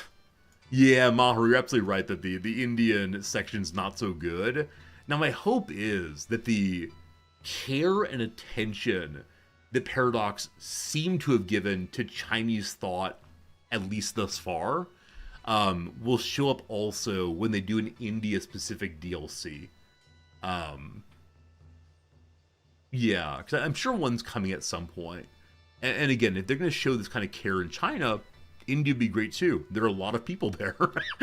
It's a good idea usually to have a spouse. They assist you in ruling your realm and ensure the future of the dynasty. It's time to get married. Here we go. Finding the right spouse is not easy, but here's the things to keep in mind. Their skills are added to yours. Congenital traits like lisping. Is lisping new? No, it's not. Maybe inherited by children. If you marry a lowborn, shame on you. Oh my goodness, they give a giant list here for the brand new player. Oh my, you get 303 characters showing up at the beginning here. How does the new player even decide? I mean, this hint is quite nice, I suppose. Han Chinese seems important. A bigger house would probably be good. We're 17. Yeah, I have no idea. Prestige gain. We can marry an imperial princess. Unfortunately, they're 6 years old. Or 40. Seems not ideal to go for the... I mean... House Zhao. She's 13. She's as bad at martial as we are. She's a coward. But she's married to the Emperor. Sorry, she's the Emperor's child, rather.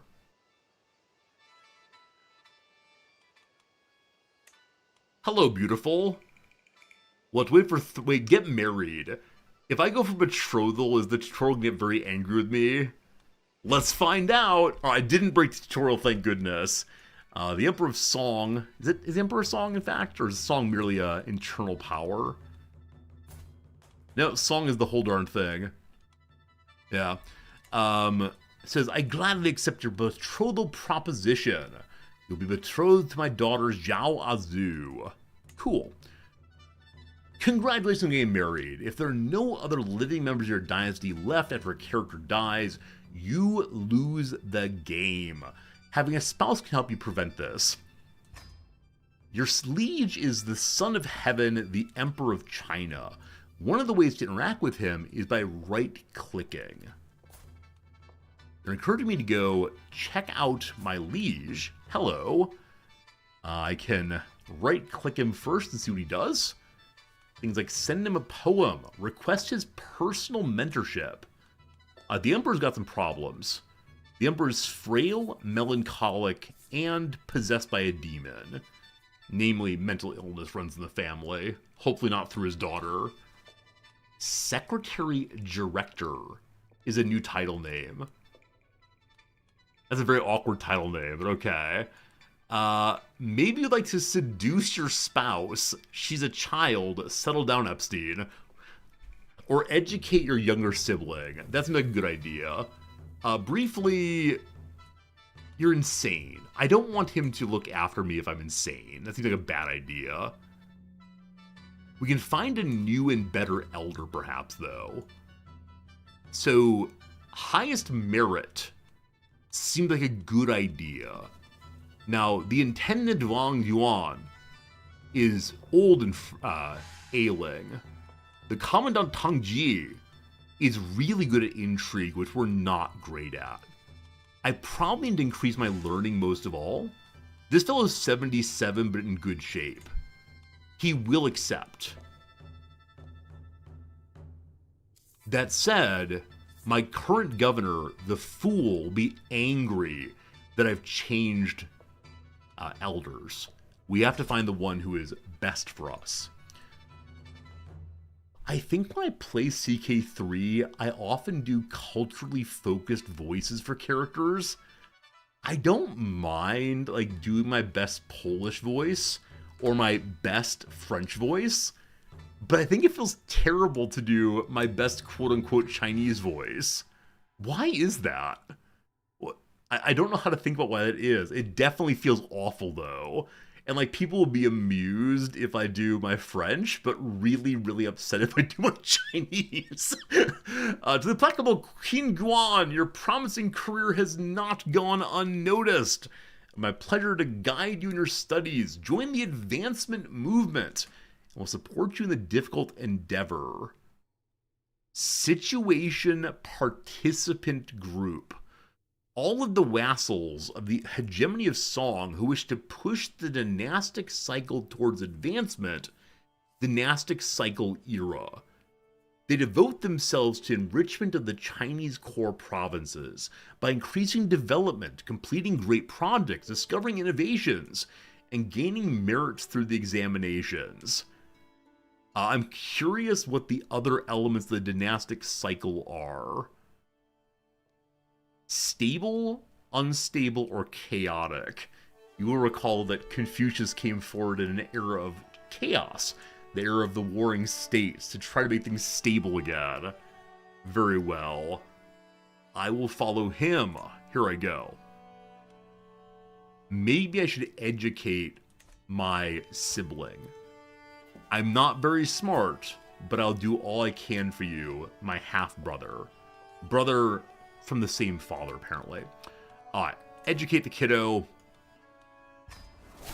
I'm possibly going to pass along the Confucius education.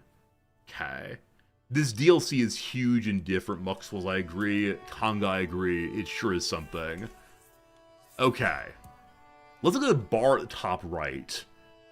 So, piety now uses a Confucian symbol. There's nothing new here for us, I don't believe. And in fact, this is the exact same text as is used in the Western play cycle. It's exactly the same. I think. Very good. Here's my family estate. It appears to be in the capital, and good job of that. As head of household, you have an estate. This is your private seat of power. Any investments you make into it will be with you for the entire game. It is located in Zhengdu and will remain here even if you're a governor elsewhere. Yeah, so the domain versus estate distinction is so tough for some new players. Oh, yeah, the Wandering Adventurer is what added in this kind of scene. Your camp initially, and then I think in the Byzantine DLC, you got access to your estate. And each one has a different set of really, really beautiful graphics. And so we see the beautiful cherry trees, we see the various people doing their stuff. I know that this will become old hat after a while, to see the same buildings built in the same way, but I'm really, really pleased with what I'm seeing here. The graphics are pretty cool. I wonder if they differ between China and Japan, or for the general, like, this is the East, good luck. The benefits you receive from your estate comes from the estate buildings. Let's construct one now. All right, we have the manor. That's sort of the center one. Gives us monies and influence. The market, larger investment capacity. The maximum character may invest in their own candidate score. Okay, so this is being first in line to be raised up to a governorship? Perhaps. Okay. Herbal Hall is better physician work. Cool. An estate building increases gold is a good start. I agree. So they have the rice field, supply, money, development, mulberries, shrines, pagodas, barracks, sentry tower, a garden, a stables. As always, there's so many possible things to build. And so many not enough places to put them in. Alright, got that started. Construction's underway. Good! You may have noticed you're limited how many slots you can construct estate buildings in. To make room for more buildings, you have to upgrade your central manor. They're spending all of my money here. It's outrageous. Alright, your manor is no exception to upgrading. It's fairly expensive, so let's not do it now. At 300 monies, we can't afford that quite yet. Fair. Let's leave the estate for now. Great. As previously mentioned, your estate is your own private property. It'll follow you as you eventually start playing as your player heir. How dare you, we will live forever. While you may eventually become the governor of a rich province, any investments made there belong to the state. Unless you can keep the governorship on your family forever, that's great. As such, spending the gold you earn to improve your estate is a good idea! Exclamation point. As nice as it would be, you should not spend your entire life as the estate. As an official, you're expected to prove merit and climb ranks, becoming a governor and possibly even a minister. Minister here just refers to a minister of state, correct? A type of counselor serving on the council or ministry of the Son of Heaven. Each minister has a number of responsibilities like funding great projects and helping governors in different ways. So I wonder if this functions the same as the ordinary council, where you have things like, train the soldiers or send religion out, or what exactly? Or if it'll be somewhat different. We'll find out eventually. That said, if you have to fund great projects, it's going to be a drain on the old cash pile, I assume. Over here, one sees our merit rank. I didn't even see it was there. So merit rank, county tier, we're 0th in line, and then unaligned on movement. So much more to see. The merit rank measures your worthiness and standing in the imperial bureaucracy. The lowliest ranked is 9th, the most meritorious is 1st. At this point, we've not proven ourselves even a little bit. Let's increase the merit rank. I want to check it out. This is not something you can bring up. Are we expected to be 7th? No, the highest we can get to is 7th or 8th right now. We then have to take an examination to keep going. Open the Celestial Government panel first. That's not it. There it is. It's just the government panel as usual. The Empires of Meritocracy, the civil service examinations, ensures that only the most skilled and virtuous will manage the province as governors. If they give me an examination on the tutorial, I'm ready for it. Any of you who clicked through very aggressively, no. Incidentally, I once had a professor who spent literally the first 2 weeks of the class talking his way through his syllabus. The first 2 days of this seemed ridiculous. It was things like, here are my office hours in great detail. However, after that, he'd actually baked into his syllabus some really interesting class ideas. But at the end of the 2 weeks, the first examination of the course was literally on his syllabus. And part of it was the super cool things he'd baked in to discuss. But part of it was things like, when are my office hours? Which of these 3 email addresses is mine? And they were all plausible ones. This is insanity. This is pure... Why is the man being paid for this? To torture young people? You can increase your merit rank by attending examination and capital examination activities. The examinations are hosted by both the governor and the emperor. Receive an invitation once they're held. Yeah. So this is similar to tournaments, I'm guessing.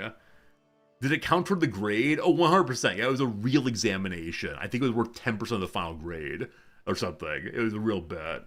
That the man has been broken over the years. I mean, yeah, he was one of the professors I had with a tremendous chip on his shoulder. He'd gone to Northwestern, which is a very good school, but he could not find a professorship that he thought was worthy of himself rather, and so he was largely angry at his students for not being at the level that he deserved to be teaching. And the way he dealt with this was by smoking constantly. Anytime he was not in the classroom, he was smoking, and he had this like amazing tar deposit in between 3 teeth, and it was just this, like, black blob. And if you have that, cool. It was strange to see them in person. Anyway, I want to go do an exam, please. But first, we decide to join a civil service exam. It helps you're well prepared.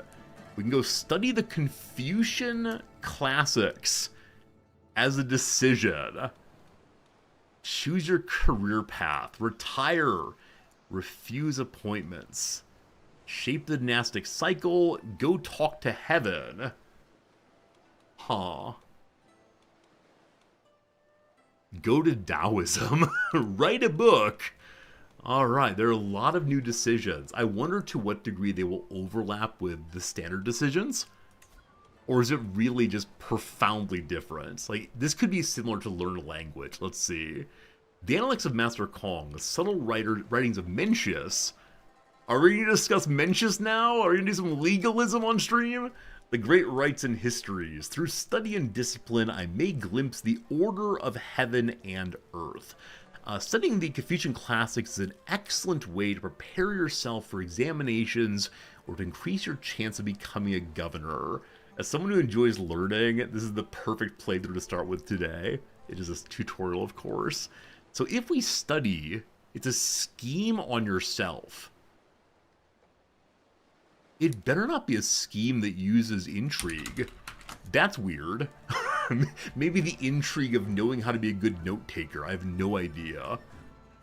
We can get Confucian education trait, which we have, or experience towards it. Could become a poet, could gain merit, could gain skill, and will do more better at the next examination. Might be stressful though. You may study once every 5 years. Here we go. Before me lie the Analects of Kongxi, the classic of poetry, the book of history, the book of rites, the I Ching, the spring and autumn annals. I've readied the 4 treasures, and a lot of tea. The 4 treasures are the brush, the ink, the paper, and the inkstone. The scholar's essential tools. Use them carefully, showing discipline, clarity, reverence for tradition. These are ritual items, because the ritual of study is underway. In order to prove my merit in scholarship, I need to study. But how far am I willing to go? I'll not rest in pursuit of knowledge. I'll treat it with dignity, or it'll take the time it takes. I mean, big nerd time. We are locking down the library and doing nothing other than study, study, study. Good! You've begun your studies. Studying will increase your stress. In addition, stress is typically gained or lost depending on how you act according to personality traits. Okay, we know this. All very good. Studying is a scheme. Let's look at the scheme here. 95% chance of success by choosing focused, presumably went higher than otherwise. Hopefully we don't get too stressed out by our pen breaking and firing ink all over our chest. Does the U.S. have civil servant exams? They have at times. I think they might still. I'm not certain on that one, though. You should do multiplayer under heaven. We all compete to be at the top of the class. All the best students. Whoever can roll the highest learning score wins, probably. Alright, let's be careful with our stress. Down on the right, we have here the non-moving clock. It's a game that plays out over a course of hundreds of years. So please take your time. I like that. Well, the game's unpaused. No one will... Oh, this is backwards. When the game is unpaused, no one will host a civil service examination for you to attend. nor will the study scheme progress. This is when the game is paused, of course. Oh no! A broken tutorial. We're all confused. We unpause the game. The great unpausing is upon us. Good luck. The game is now unpaused. Time is progressing. From this point on, you're free to shape the future of the Qin family name. Keep an eye out for reactive advice appearing at the top of your screen with more guidance. For now, your most important goal is to await the next civil service examination and participate in it. There are a lot of things this tutorial did not teach that are taught in the Ireland tutorial. It taught nothing about domain holdings. It taught nothing about basic warfare. It taught nothing about the vassal tree. I wonder if the expectation is that this is a much more peaceful playthrough than the Crusader Kings of Europe. Qin is Chin, is it really? I don't know. I don't want to say things wrong. It's always the issue. I know... We're going to figure out together. It's not that I think you're wrong, it's that I'm afraid of just saying the wrong one. Here we go. Let's learn together. Qin. Xin. Qin. Xin. Qin. Xin. Qin. How do I say it in the ego?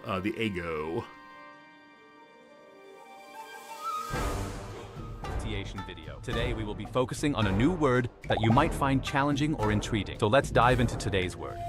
清澈, which means clear and which means 清澈, which means fun. In many states don't have much warfare. It's true, the Byzantines didn't have nearly as much warfare as the monarchies do. Anyway, here we go, team. Our goal is to await the civil service exam. We can do that. Oh boy. Huangdi Yaoshu of Song is anointed by the heavens to fulfill the promise of an advancement era. Meanwhile, I've chosen the path of the advancement movement.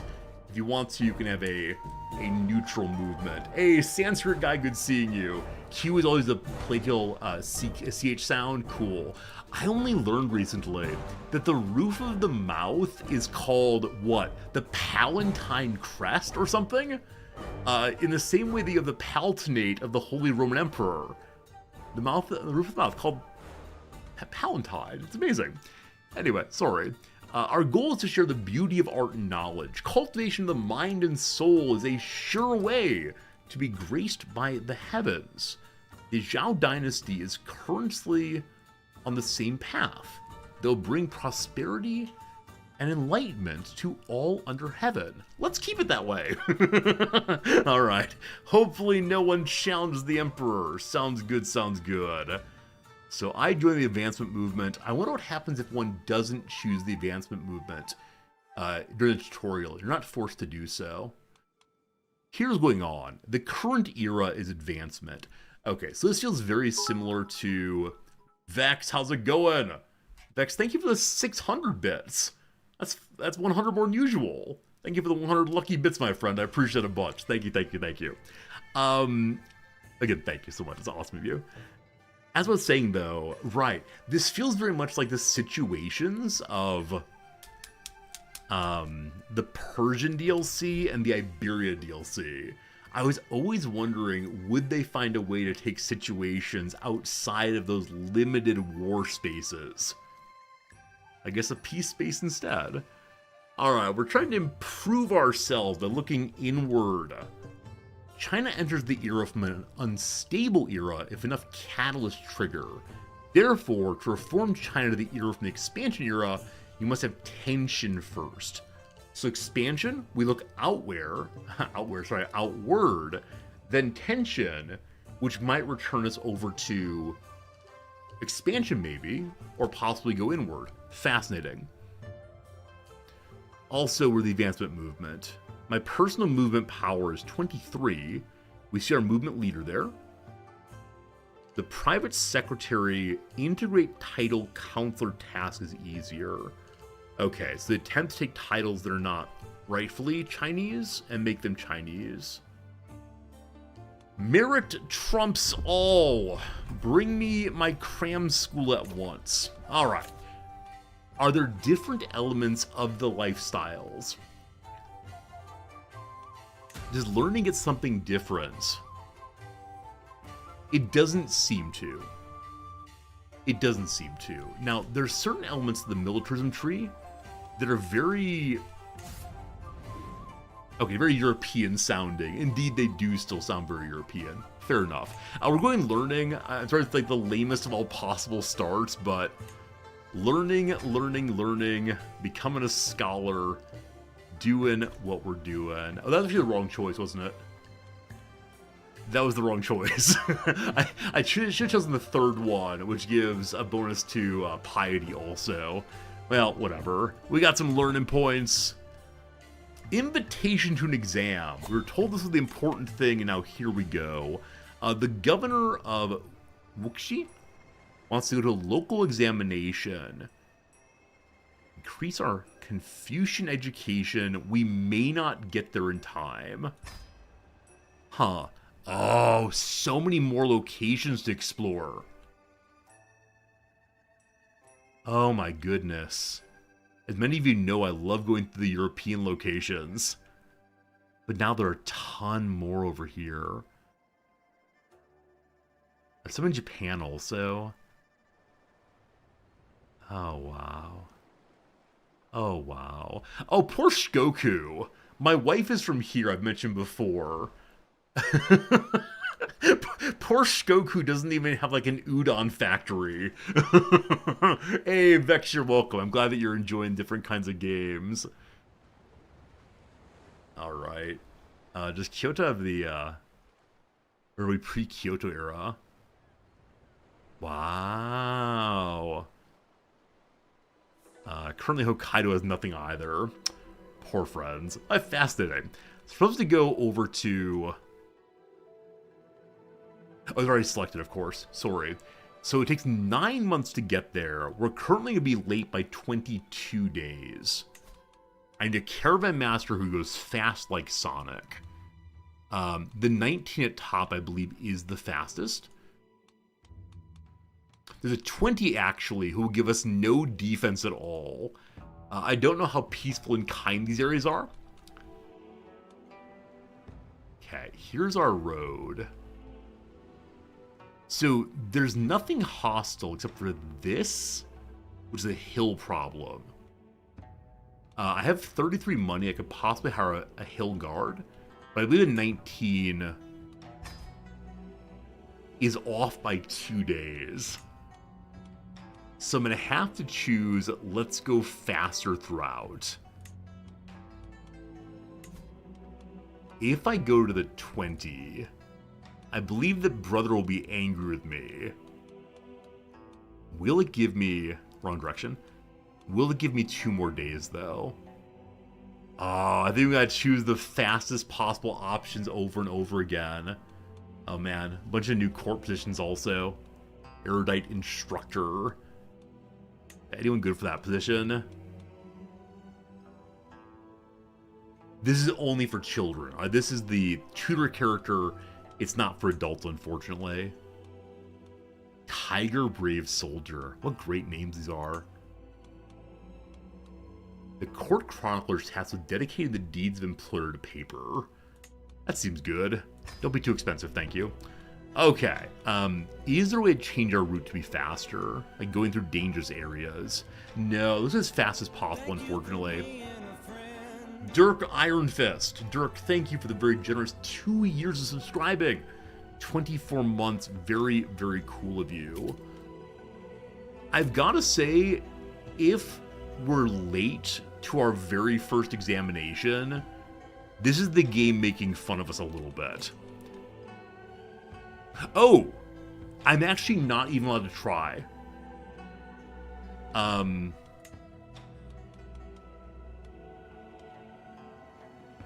Yeah, we can't make haste. We're not impatient. Okay. If I go to the fastest guy, which will upset my current Ford Scout. Wait. Stock up for travel, pair army, improve skills. Army movement speed goes up. Yeah, no. Did I try to customize route? I didn't because it looks as fast as possible to me. Maybe it's not? Maybe we can cut through here instead?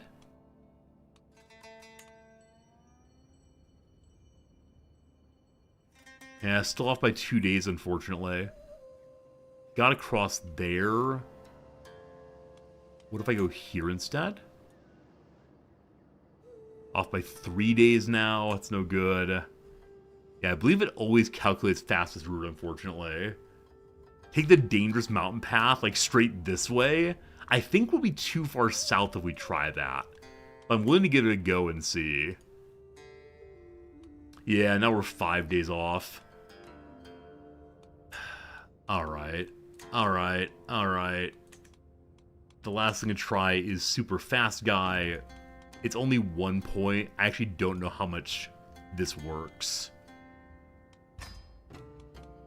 Sheng Hong very angry, but 1 day short. Video game, you're a cruel, cruel thing. I wish I could give it a shot and just choose the, like, repeated, go as fast as you possibly can. Heartbreaking. Don't mercenaries make you go faster? I don't think so.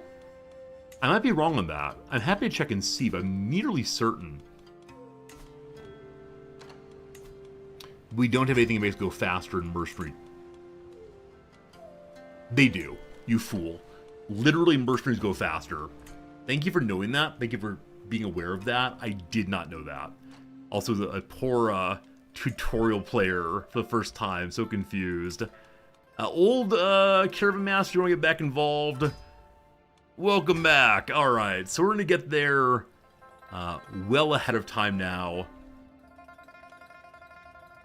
Let's get to it. We can visit points of interest. Is a good point. I just want to make sure we do not miss. We do not miss our appointment, of course. A little extra time that we could.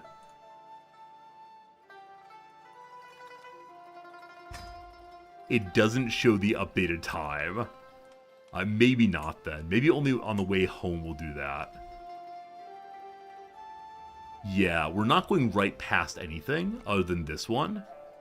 It gets merit for going there and a little bit of learning. Alright, I need learning, so we're going to do it, even though I probably shouldn't do it. And then we'll go back across the bridge again. Let's go. Let's go, let's go. Running behind schedule! We 5 days late now, you fool! Let's hurry, let's hurry. So many things pop up all at once. I thought we could just lean over the bridge a little bit and maybe get there on time. Alright, first of all, we're on the road for the first time. The governor is a local examination. It's rumored to focus on scholarly knowledge. So I have made sure to reacquaint myself with the classics in preparation. So we've stopped our scheme for studying, but we've done pretty well with that previously. Can I stand out? Reaching a road crossing, I find numerous poems stuck to the boundary tablets.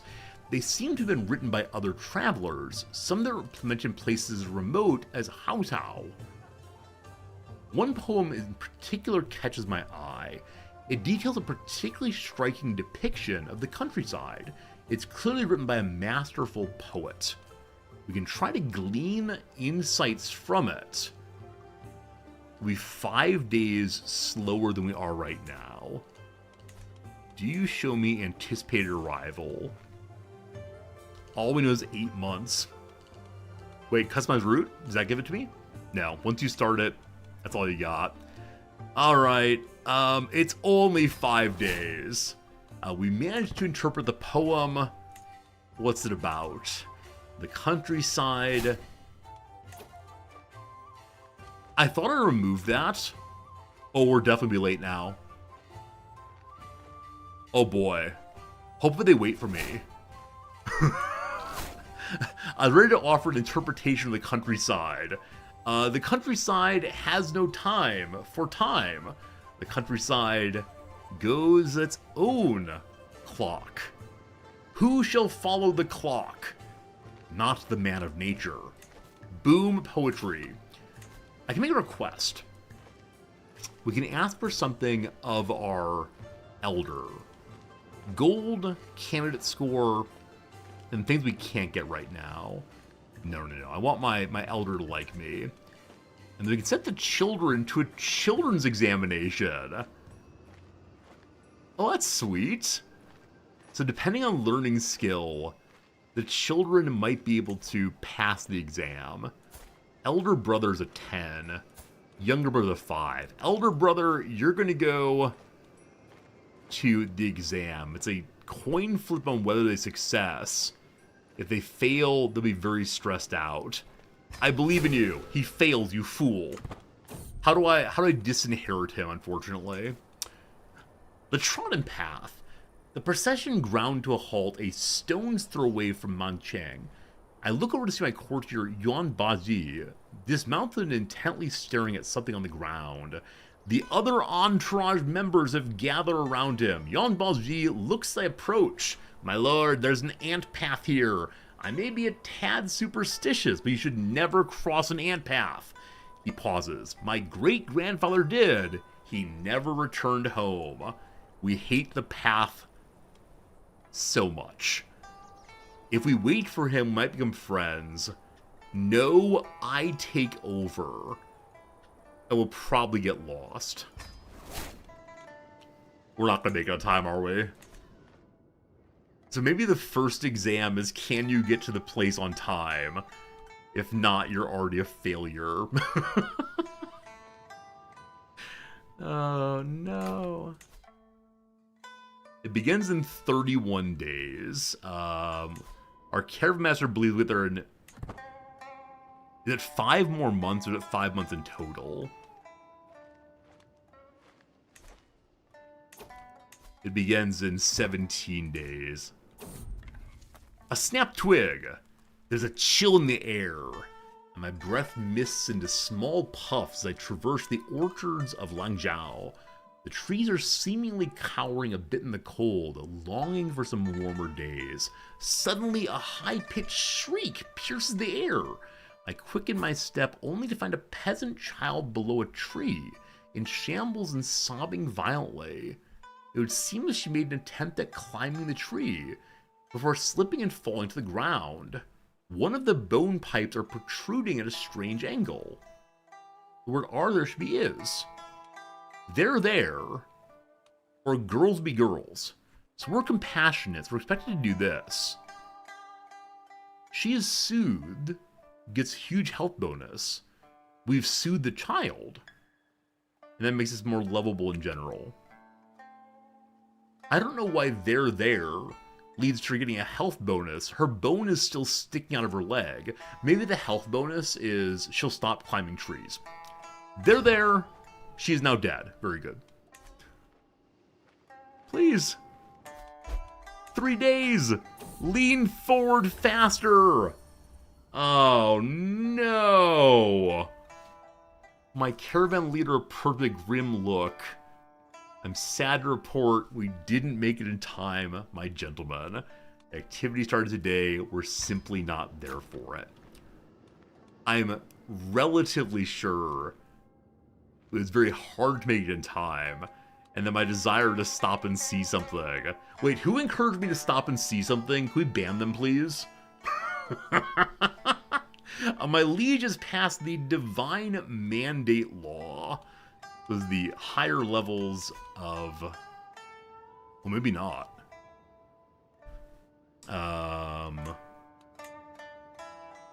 Is there a way I can see? Oh, there is realm, of course. Nope. So usually on government, you can see what level of law you're in. Like, huh. Maybe it's here? Maybe it's here? Maybe it's here? I don't know. What a fool I was. The centralized ministry law is no longer valid, now divine mandate. It's okay. I'm sure there'll be more examinations put forward. We have more time to study. May I speak briefly about privilege? Apparently the LSAT, which is the law school admissions test in the US, one of the major determinants if students get into law school. Previously, many law schools had a policy that the first time you take the exam, you get a score, and that score is what's used to determine your worthiness for law school. In more recent days, there's been a move to say, if you take it multiple times, your score is considered as instead the average of the multiple times you've taken it. It tends to be schools of middle rank that do that. Recently, the people who make me so angry, the people who put out the LSAT allow test takers to pay money to delete their attempts. So you pay money to take the exam, you get your score, which is what you're supposed to be rated on. You have enough money to give them money as if it never happened. Makes me so angry. So unbelievably angry. Oh, this is America. This is not Japan's America, sorry. Yeah. And the reason this makes me very angry is I have some students who want to go to law school. And they talk to me because allegedly I know how to teach elements of the law school examination that are focused on logic, which are great fun. And so when I teach them and talk to them, I say it is essential that you go study as hard as you possibly can because you have one bite at this apple. You have one time to study as hard as you can, do as best you can, etc. It's the same as for me taking the graduate readiness examination and then taking my dissertation or my what are called comprehensives, these big exams that test you on basically anything. You got one bite of that apple. And recently, I have a student who is very, very smart, but incredibly lazy, and also rich.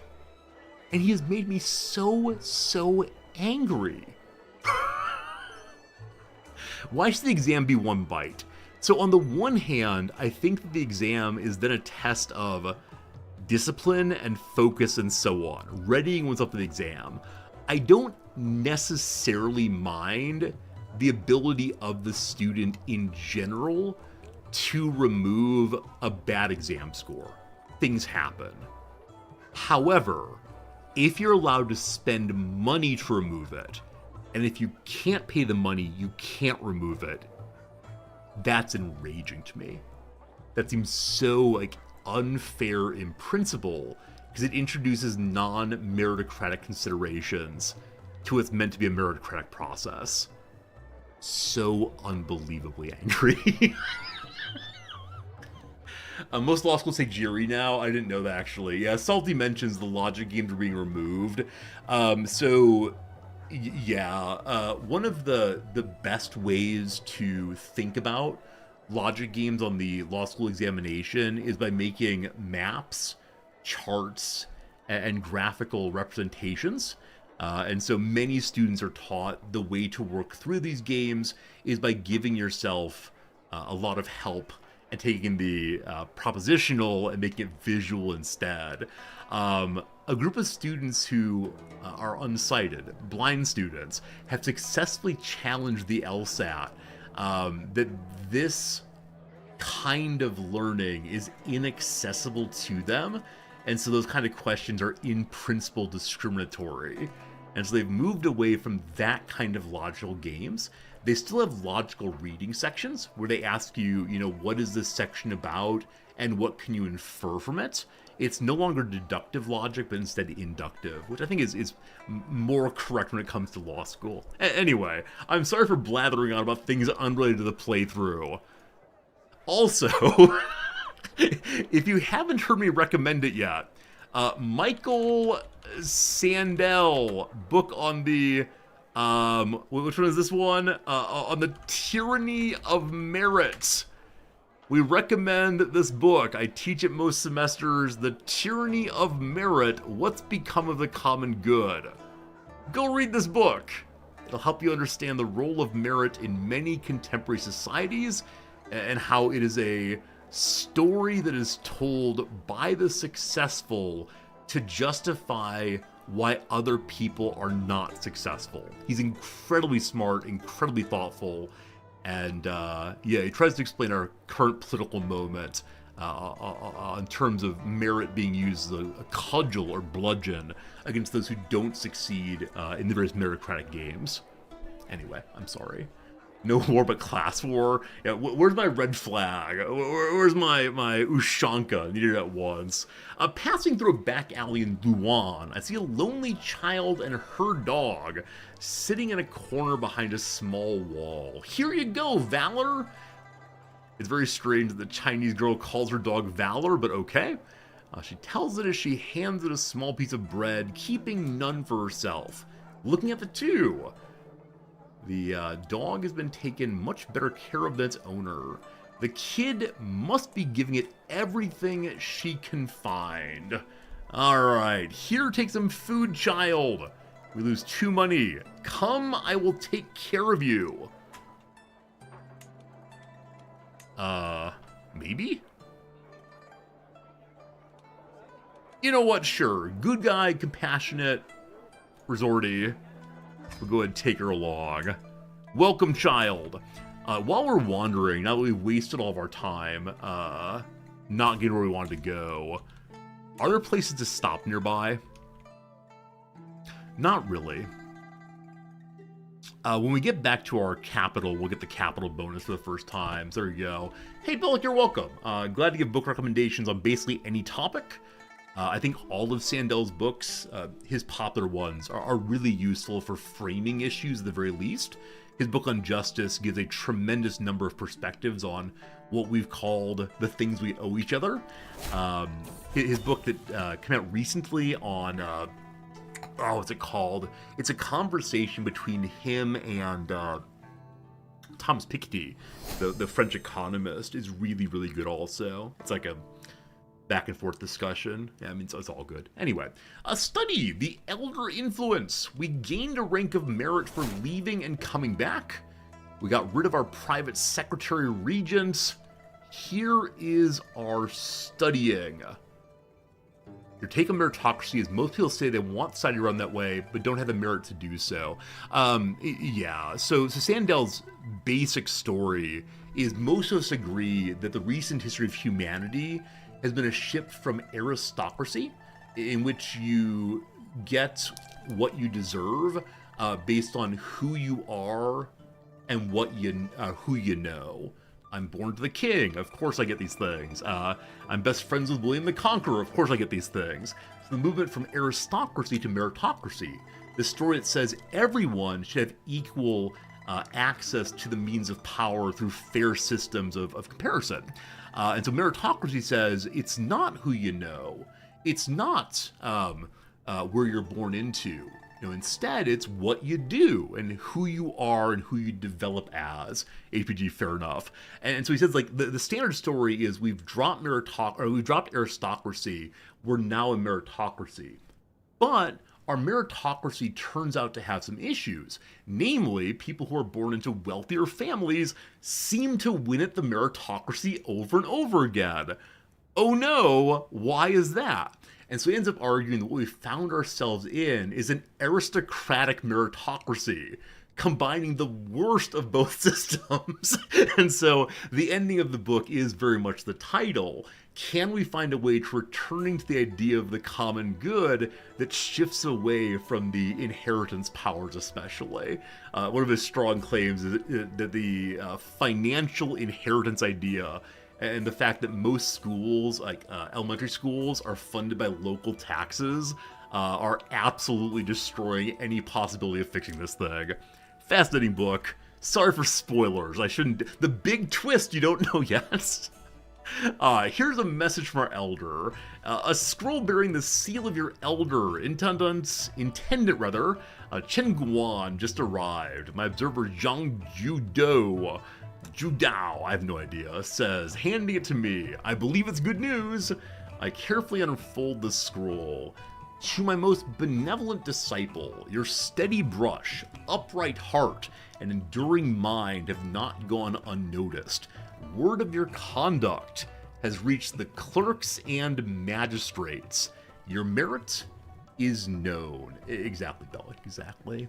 So I can write a note back to my elder saying, thank you for writing me a nice note. This is the part where at least one of you is now typing, Resorti, have you written back to your grandmother? She sent you an email 3 months ago. Or I ask him to give me a bunch of merit, or I'm so happy I could pour you 10 cups of tea. So do you want a friendship, or do I just want him to like me more? Either way, we get a bunch of merit in the same way. I write a letter back. That seems reasonable. A meritorious path. I've become meritorious enough to be granted the rank of lower. This is the lowest ranked merit position in this game, thus taking the first step toward a long and promising career. I may finally be appointed as an official to govern land and bring prosperity to the realm. An opportunity, perhaps, to decide which career I wish to pursue. Do I climb the political ladder of a civil servant, or take on the mantle of commander, leading troops and bringing peace to the realm? I mean, we're a compassionate and benevolent person. Our military knowledge is a 2, so, presumably we don't want to be a commander. It is the case that you could argue that the compassionate thing to do is to protect your people and so on. But no, I'm a civil servant. I'm a big old nerd. What's lower say here, though?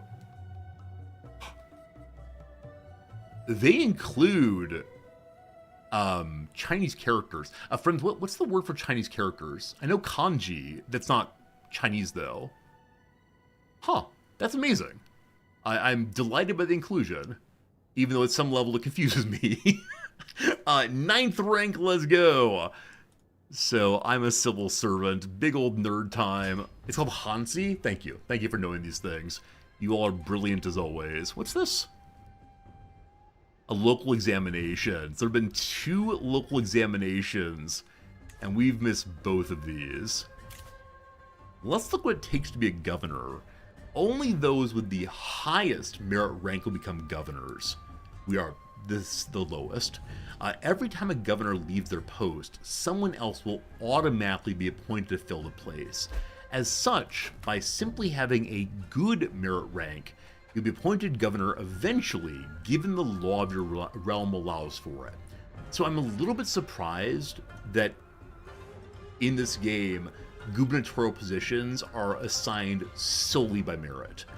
I could imagine, via corruption and such, that you could sway one of the lords to smile kindly upon your application, so that opinion might matter instead of merit. I mean, if it's being played this way, right? If it's being played this way, then yeah, like pure goodness in the meritocracy, I'll take it.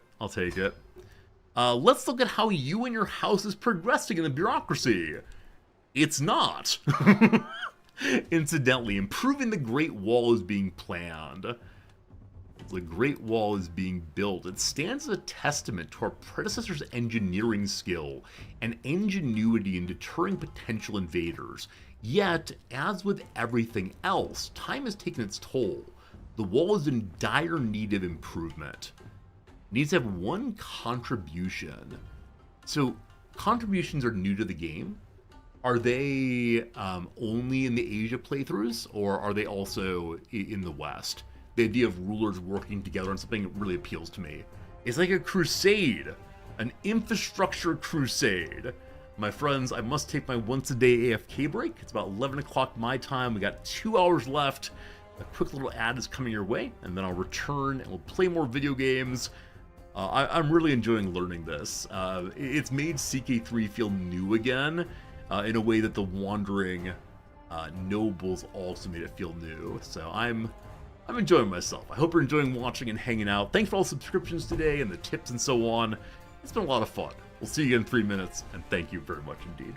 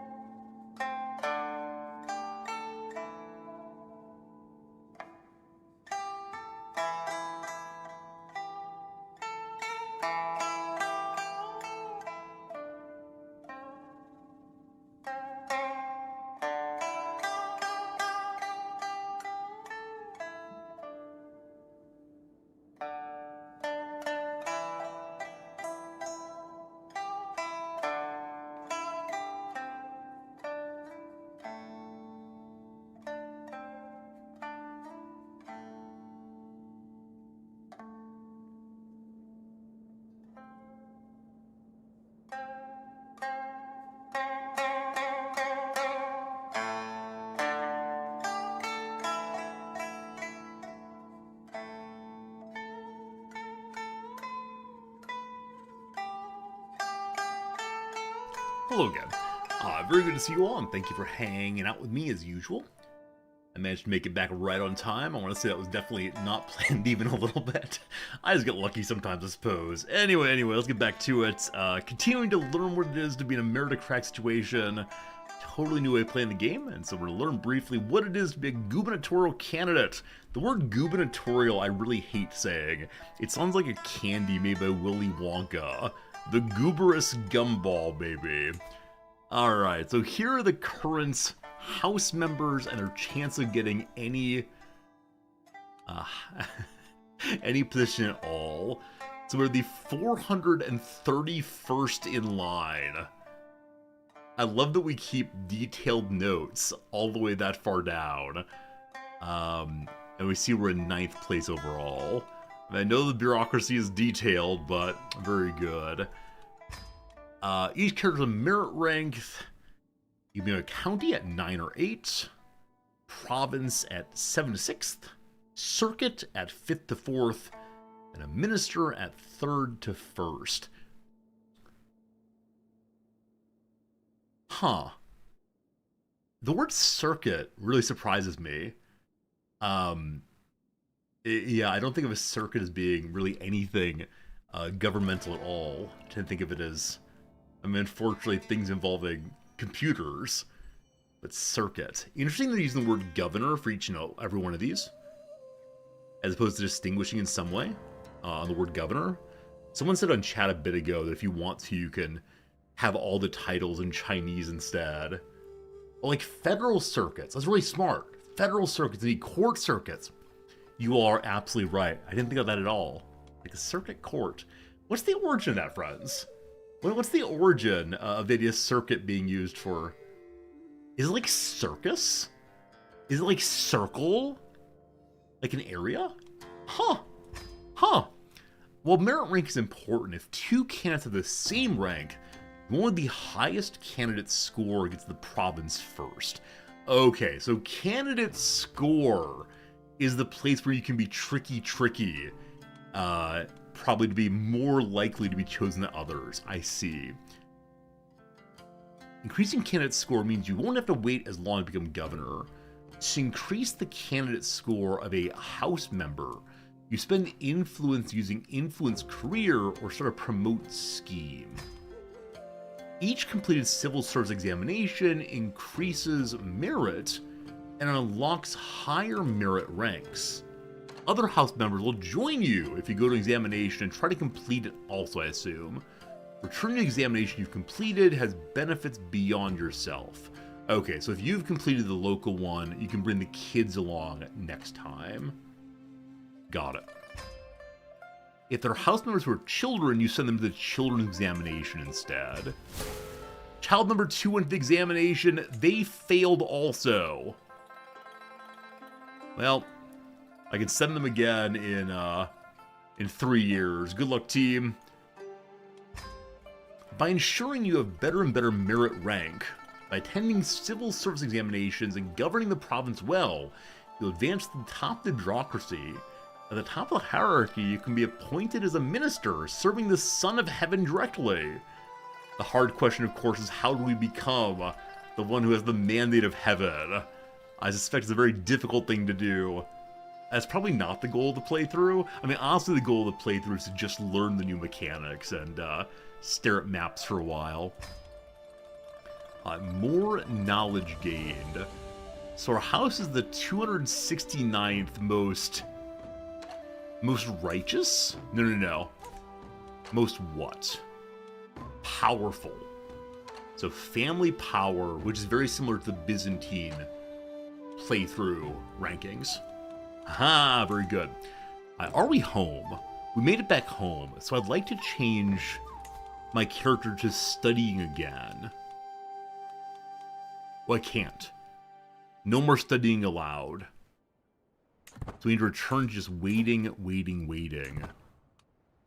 Improve the Great Wall is here.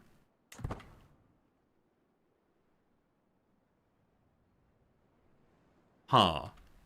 So the project requires at least hiring a master builder to build part of the Great Wall. But you can add an additional building if you want to. Now, we certainly can't do that. We have no money. You also have to be the Minister of Works or the governor of the province, it looks like. The modest rice building has been built now. Fantastic. That will help us pull in a little bit more money. How expensive is it to build something new beyond that? It's only 50 or so. To do that, though, we have to upgrade the manor house, which is 300 money. Can we upgrade the rice field at all? It's 150 money, unfortunately. The herbal all... I'm sorry, the herbal all got nothing right now. So we're gradually pulling in money, almost one a month. I can look at my court positions. Like, we're not leaving our court anytime soon. but if I fire him, he's going to be very angry with me. The recorder, what do you actually do? Increase our renown and legitimacy. Well, we don't need legitimacy, we're just some kids, so we're now making 1 full money. Here are some things that have happened in the past moment. The liege has lowered salaries, raised money to the ministers, and lowered the military budget. I wonder if that's this version, this playstyle's version of feudal contracts. So our money now goes to the I don't know what that means yet. I'm sure we'll learn eventually. What's this? We're invited to a local examination. Once again, too far away. Okay. This one? If we leave in 19 days, we can make an examination. They pop up so often right now. I love that. So we're going to see Zhang Zhang. Zhang Chang? Chang. Zhang. Of Shanghua. We can make it there in time. There's preparation, examination, and then a conclusion. I want us to learn things.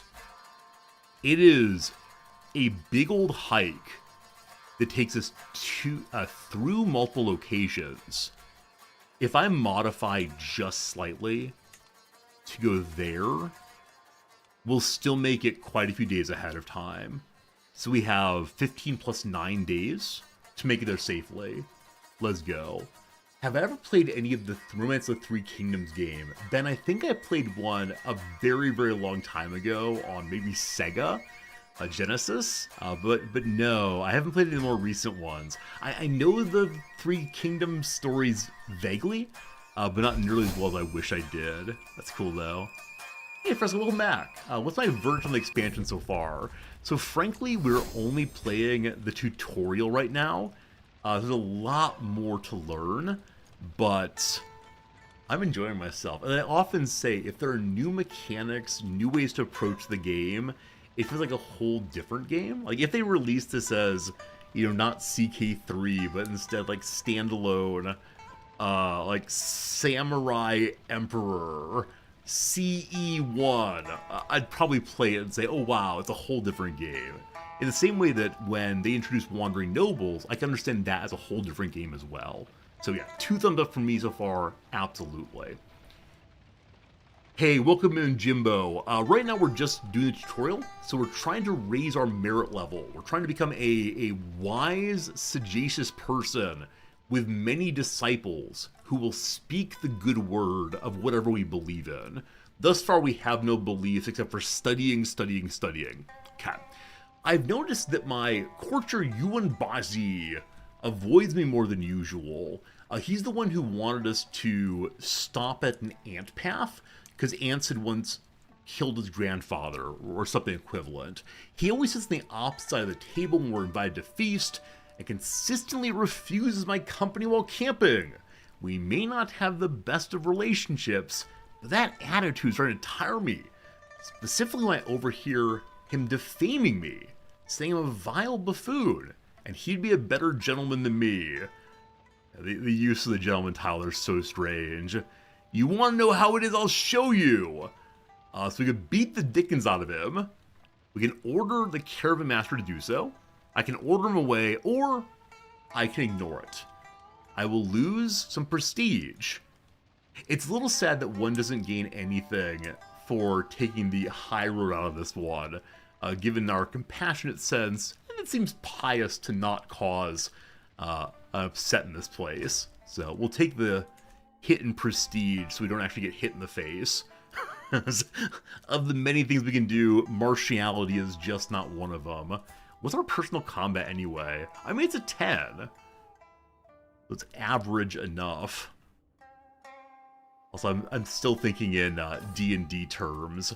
If you've missed the past a couple weeks of stream, we've been playing Baldur's Gate 3. So much fun. Such a good game. Not a stare at map games, but D&D is first and foremost in the mind right now. We continue through Louis. My eye catches an elaborately decorated tomb amidst a network of common graves. The tomb appears to be cracked open. Within its mouth, I see the glimmer of unknown treasure. None but my parties seem to be around, and surely whomever once owned the contents of the tomb would not cast judgment on me for taking what would go otherwise unused. I'm sure nobody would notice. We'll probably get captured. However, it's good for us to do that because we're ambitious. Or let's not desecrate the dead. Again, this seems very strange for a Confucian to be comfortable stealing and violating ritual. But no, we're not going to be digging up dead folks. Jimbo, thank you for the follow. I'm glad you're enjoying hanging out with us. When the VA check hits tomorrow, you'll be subscribing? Whoa. You don't need to do that, my friend. It's very generous of you to suggest, but I'm glad you're enjoying watching the show. We're here 6 days a week playing some video games. Thanks, Jimbo. That's nice. Friends, say hello to Jimbo. An enthusiastic new viewer. We like enthusiasm. Alright, we have our very first focus lifestyle choice. Pedagogy. This is different. The study phase length is either novel to the DLC or unique to this culture group, or region rather. So study goes a little bit faster. My wards get additional skill. Oh, Mike! Jimbo, you don't need to wait for your subscription. You got one right now. Mike, thank you for gifting a sub to our friend Jimbo. Jimbo, welcome to the community, and thanks for being here. Mike, that was very sweet of you. Thank you for being a kind viewer. Scientific does not help us at all, because we're not in charge of the culture by any means. Faithfulness gives one more merit. Again, merit and piety are separate things this playthrough, so I'm surprised you don't get any piety along with the merit. Yeah, I'm just going pedagogy. Yeah, better study, better good. I guess. Alright, on we go. Thank you for those follows, I appreciate that. You're about to see our very first examination. We visited some Shaolin Monastery. It's most famous for being the birthplace of Shaolin Kung Fu, and for producing monks highly skilled in the martial arts. It is, however, a place of translating important Buddhist texts. So many nice visits on the way. Visited a circuit of Henan. Just a place. It's a merit for showing up and seeing folks. 30 days until this thing begins. What are our choices of how we may behave here? So, we can take the examination, support our people who enter, or assist the examination.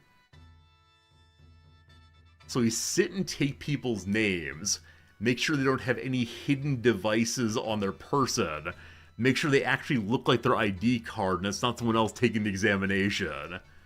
Or we can sit for it ourselves. My intention was to sit for the examination ourselves. I understand the desire to increase one's education, because ours really is 0.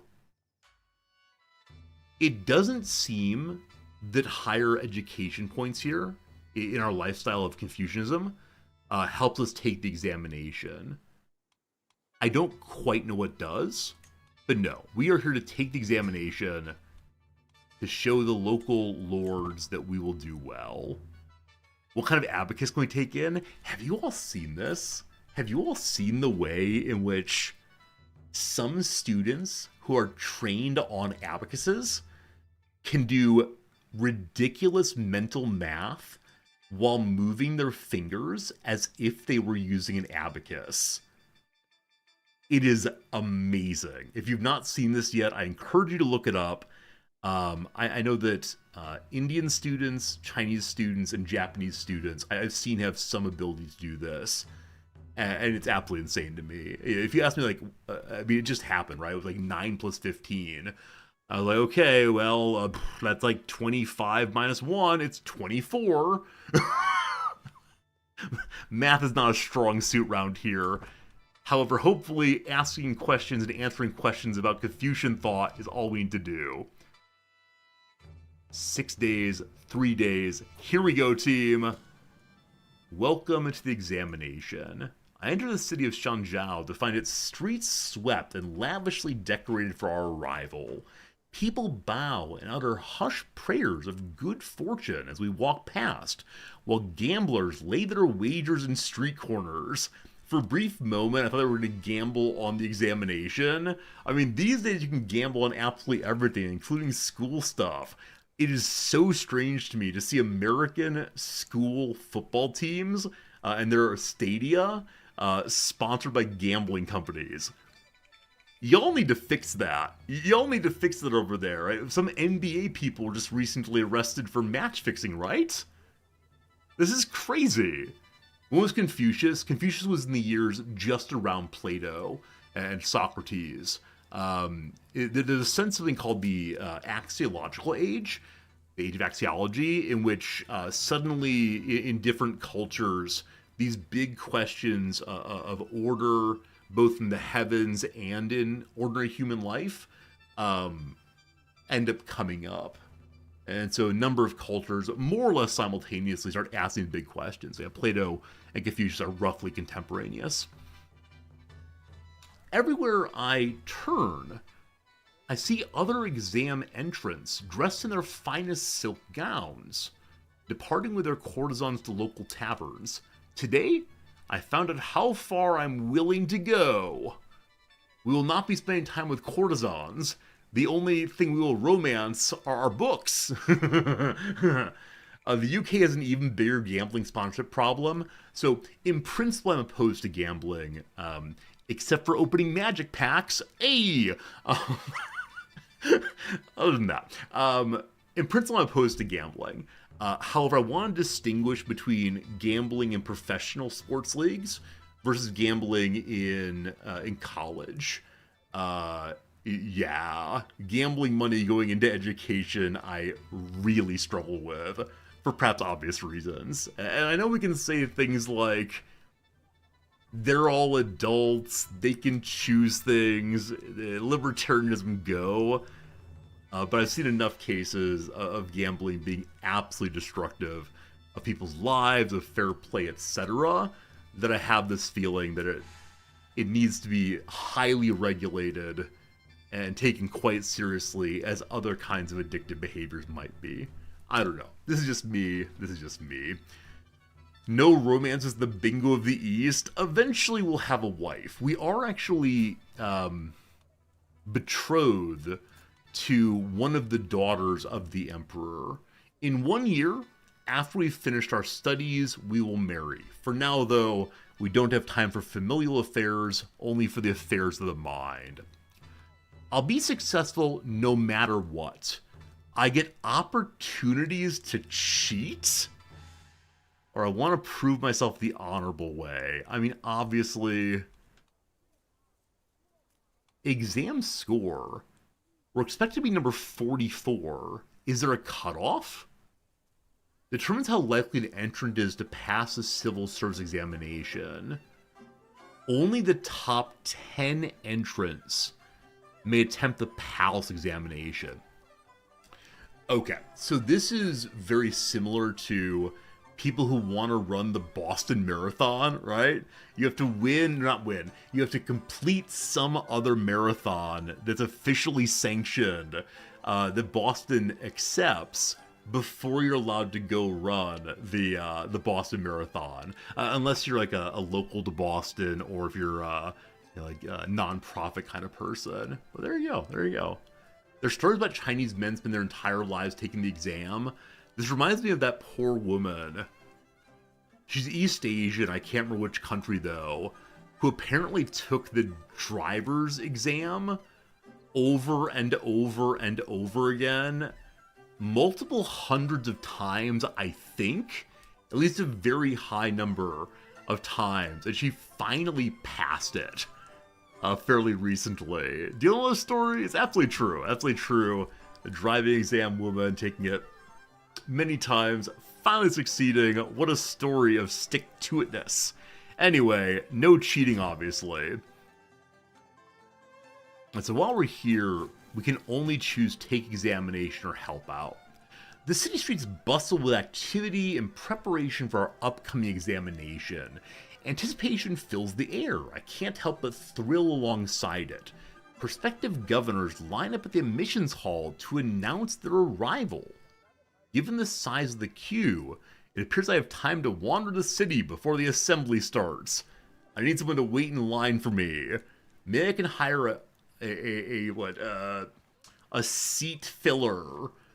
Some person who can sit there for me. You're supposed to wait in line yourself, but no.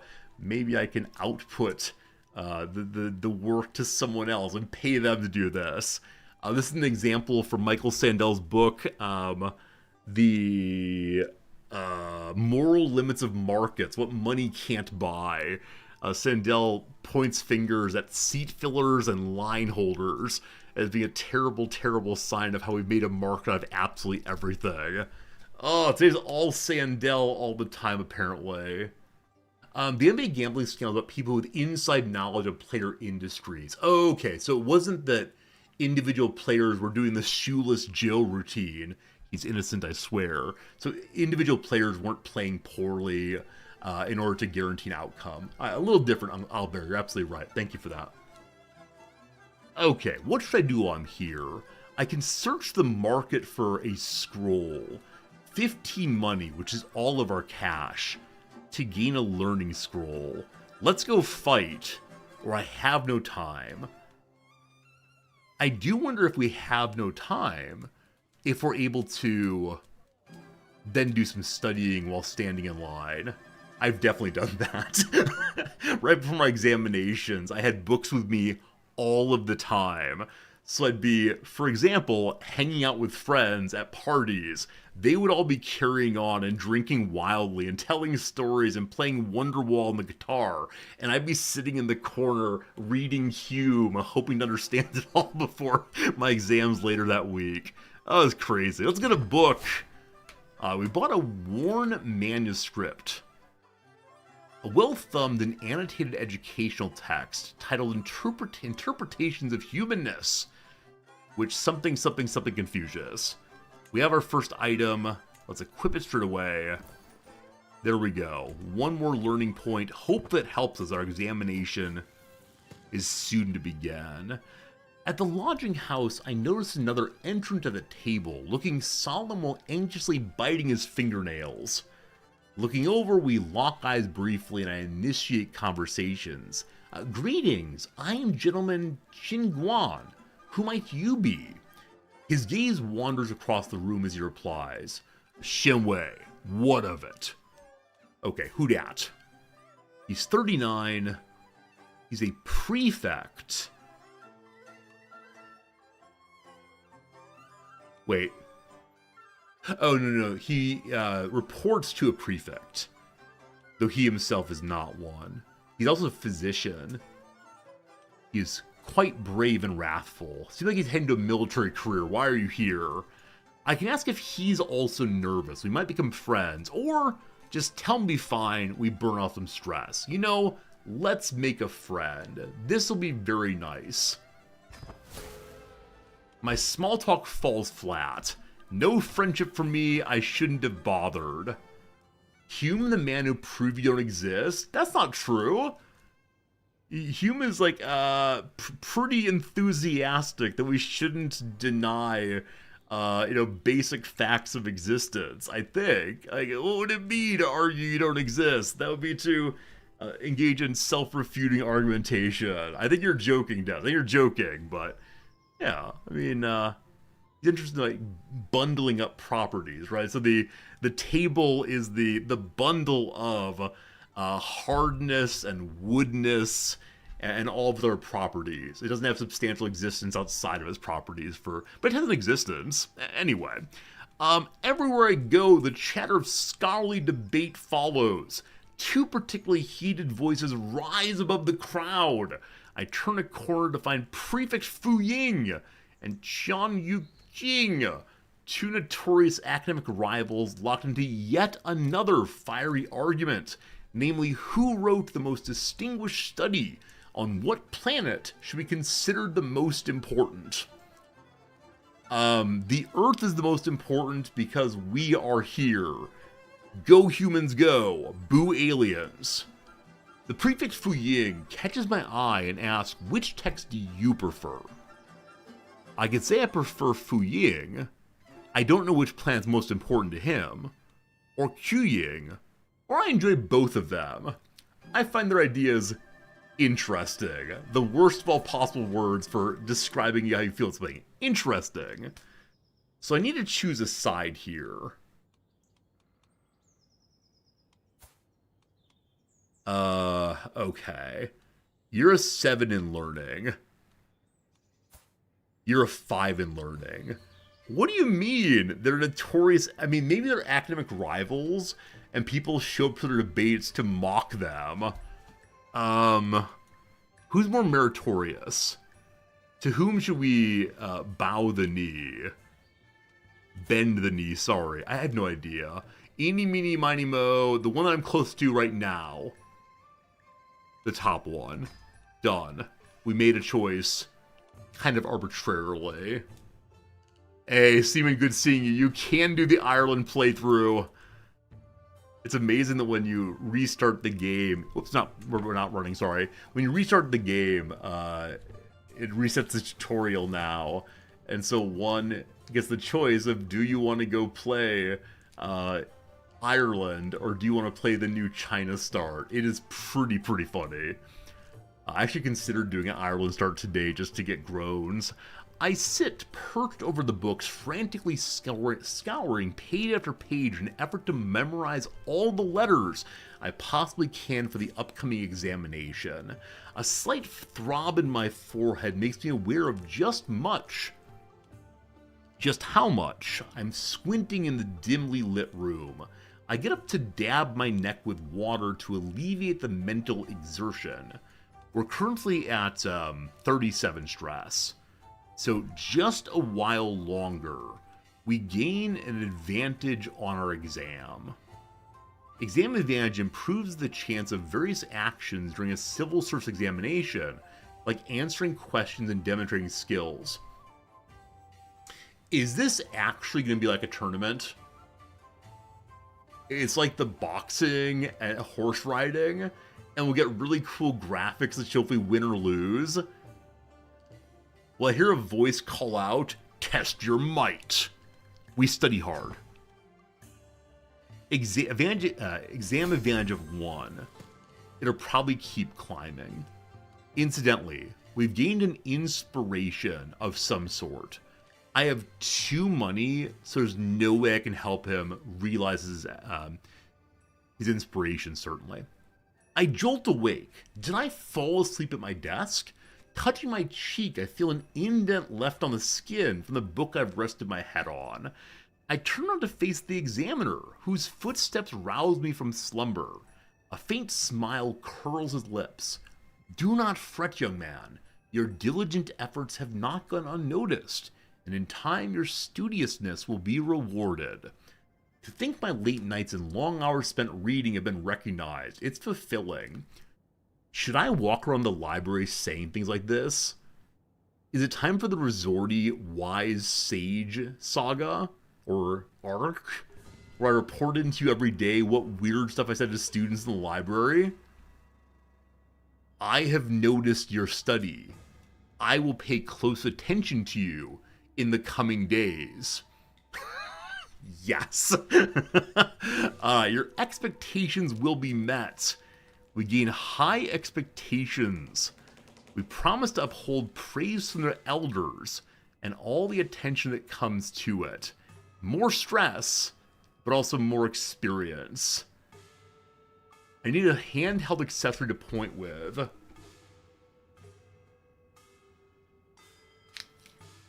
Do you mean it is time for me to finally... Well, the Wikipedia's up still. Is it finally time to use my pointer? I don't know why I have this, but it is in fact the kind of thing that one can use in lectures to point and display one's points. It is finally time to use this thing. Oh, goodness, goodness, goodness. It's been sitting in my pens for a long time. I'm gonna walk around the library doing that, I think. Anyway, I can ask him to be a worthy apprentice and make him my elder instead, or I'm warmed by your concern. His learning is less strong than my current elder. His merit is lower also. No tie today. I've moved away from being tie guy, unfortunately. For a while it was jacket and tie every single day. Now it's just me wearing my shirt, so I don't know. I might return to being jacket and tie guy. We'll see. Because yeah, I do still have a giant pile of ties to my left, but maybe eventually. High expectations. That said, during examination time, I've become unwell. Is there any way we can go cough into the communal soup? I think those sneeze guards haven't been invented for the buffet yet. We're going to mucus all over our opponent's food. We're definitely staying here. Definitely staying here. I believe I do not have a physician yet. That didn't seem essential because we are like 14 years old. We need someone. My Li Xing. What's that? What's a Li Xing? Li Shang. Well, I don't know what you are. Huh. Is that a court title? It is not. Team? Team? I don't know. Anyway, you have no physician talents. No one does here. Recruiting is probably very expensive to go look for a physician. We'll see. I think it's like 50 money or so in Feudalville. Haven't died yet, thank goodness. A sense of nervous anticipation fills the lodging hall, dispelled only by the pleasing countenance of my acquaintance Fu Zhiqing. With him, I have no need to explain myself. My every word resonates deeply. Our discussions take on a life of their own and surprise us both in their twists and turns. Eventually, he leans forward and says, I know some other like-minded individuals that would be eager to meet you if you'd like me to give a round of introductions. Are we getting initiated into the Chinese Illuminati? I'm eager to meet them. We gain influence, we lose stress, everyone there likes me more. While I have important text to read, we gain more merit. I mean, we're here to study and possibly die of a disease. We're not here for making friends. I'm sorry. I'm actually not sorry. We've done the right thing. Here we go, team. Here we go. To understand the order of the world, according to the Book of Rites, one must respect proper ceremony. So reads the opening statement of the questionnaire in front of me. The empty space in the middle of the paper appears unfathomably large. For the test, I need to list key statements of the jade bead pendants of the royal cap. I don't know that text at all. So as Master Kong spoke, ... I'm moving up so we can see this thing together. So this is our chance to answer at all. We're most likely to have a decent passage on topic, getting 10 exam score. So it's not quite the tournament, but we failed. We failed the first portion of the exam, earning 0 points. That's fine. We're not good at the essay. We'll be very good at the fill in the blanks. Here are possible physicians. Indeed, they do cost 50 money, and one's 15. So, no. I'm going to grab someone from my court already. Here's Li Xing. I actually didn't realize we had a council. I truly did not recognize we had a council, friends. I thought we'd only get when we got territory. They've just been sitting here the whole time. They all have good stats, so I guess that's fine. So Li Shang is the court chaplain. Got it. Private secretary is diplomat. The state manager is steward. Guard captain is marshal. And observer is our spy person. Fascinating. This fellow being on organized army makes no sense. We have no army. Definitely foreign affairs is right, because there's no one... Why do we have a council with no land? Bizarre. Anyway, I need a physician, please. You'll be just fine. Okay. Please treat me for my illness. Gotta do better than failure on round 2. Round 2. Do we know our poetry?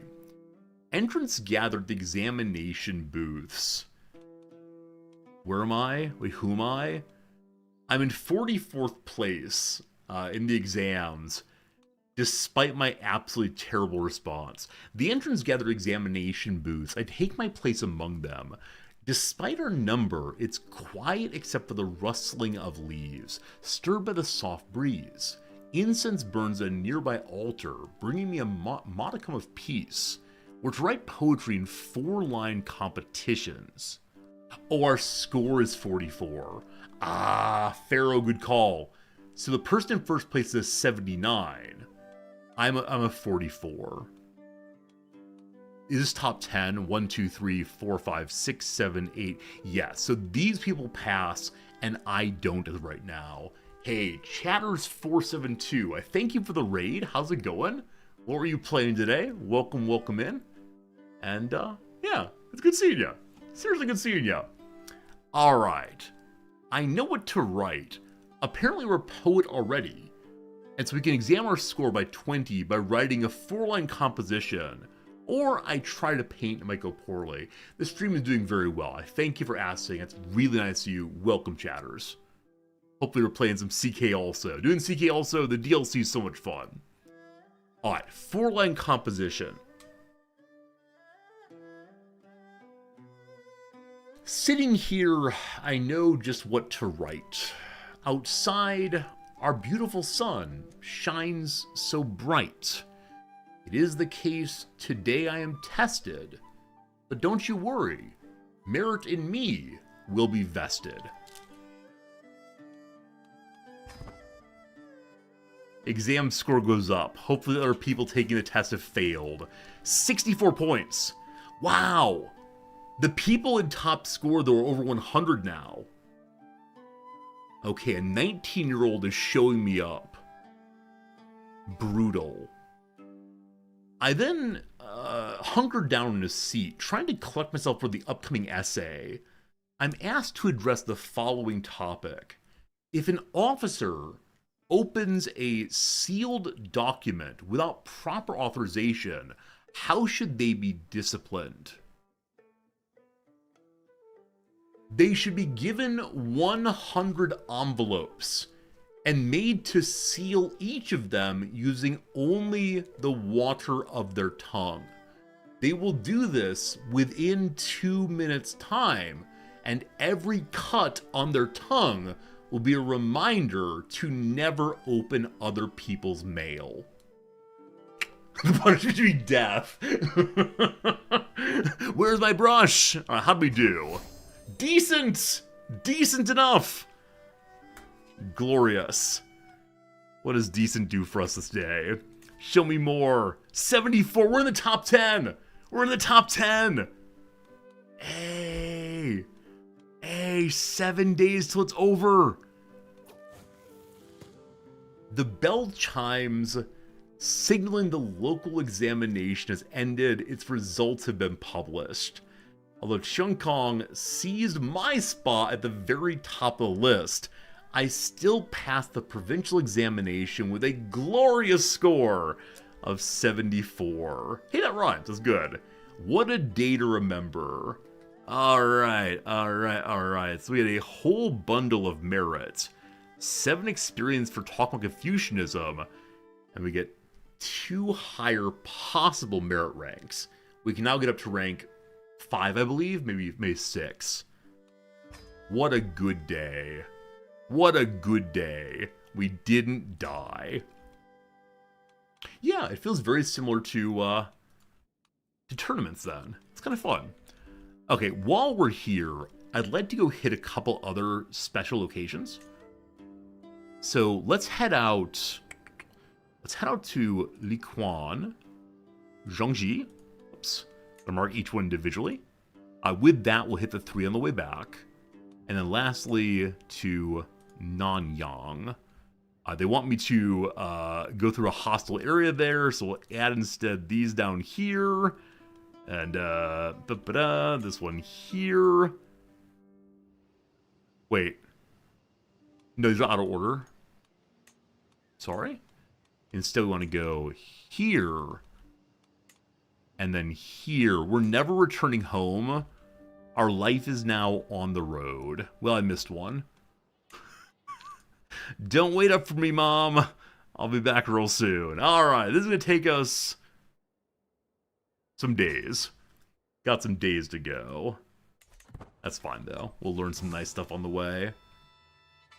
Stamp approval. We got an achievement called Stamp Approval for completing one of the exams. I actually forgot to look and see what the new DLC achievements are. Have I been to China? I've never been to China Pond. I've not been to anywhere in Asia except for Japan, unfortunately. It's up here at the top. I still have so many that I've not finished. Yes, I need my samurai. I'm sure it's a joke of some sort. Pass all exams with one character. We can easily go for that one. So many I've not done. It's upsetting to zoom through these all. Mandala. Okay, finish Confucian education track and have 5 disciples. I'd like to do that on this playthrough very much. Reach higher levels of merits. Unite the Husumguk. I don't know what that is. Because of the ending, I can imagine what kind of people those are based on American slurs. Sorry. It's true, though. Greatest Khans didn't do. Claim the hegemony of China. Choose a name for your imperial dynasty. So stop having the Song Empire currently running. And then down here, claim the mandate of heaven as a head of faith who's Christian.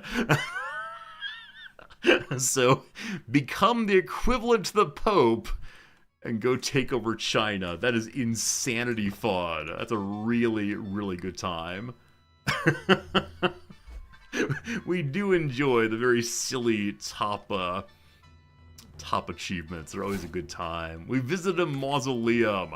As we're walking, we should use the economy view. I don't recall to get there. Give me a moment. First, though, my hard work and diligence paid off. I am now the merit rank of lower middle. Cool. Oh, interesting. That second character there is actually used for middle in Japanese also. So the name of China in Japanese begins with Chu, and that Chu means middle. That's fascinating. Lower middle.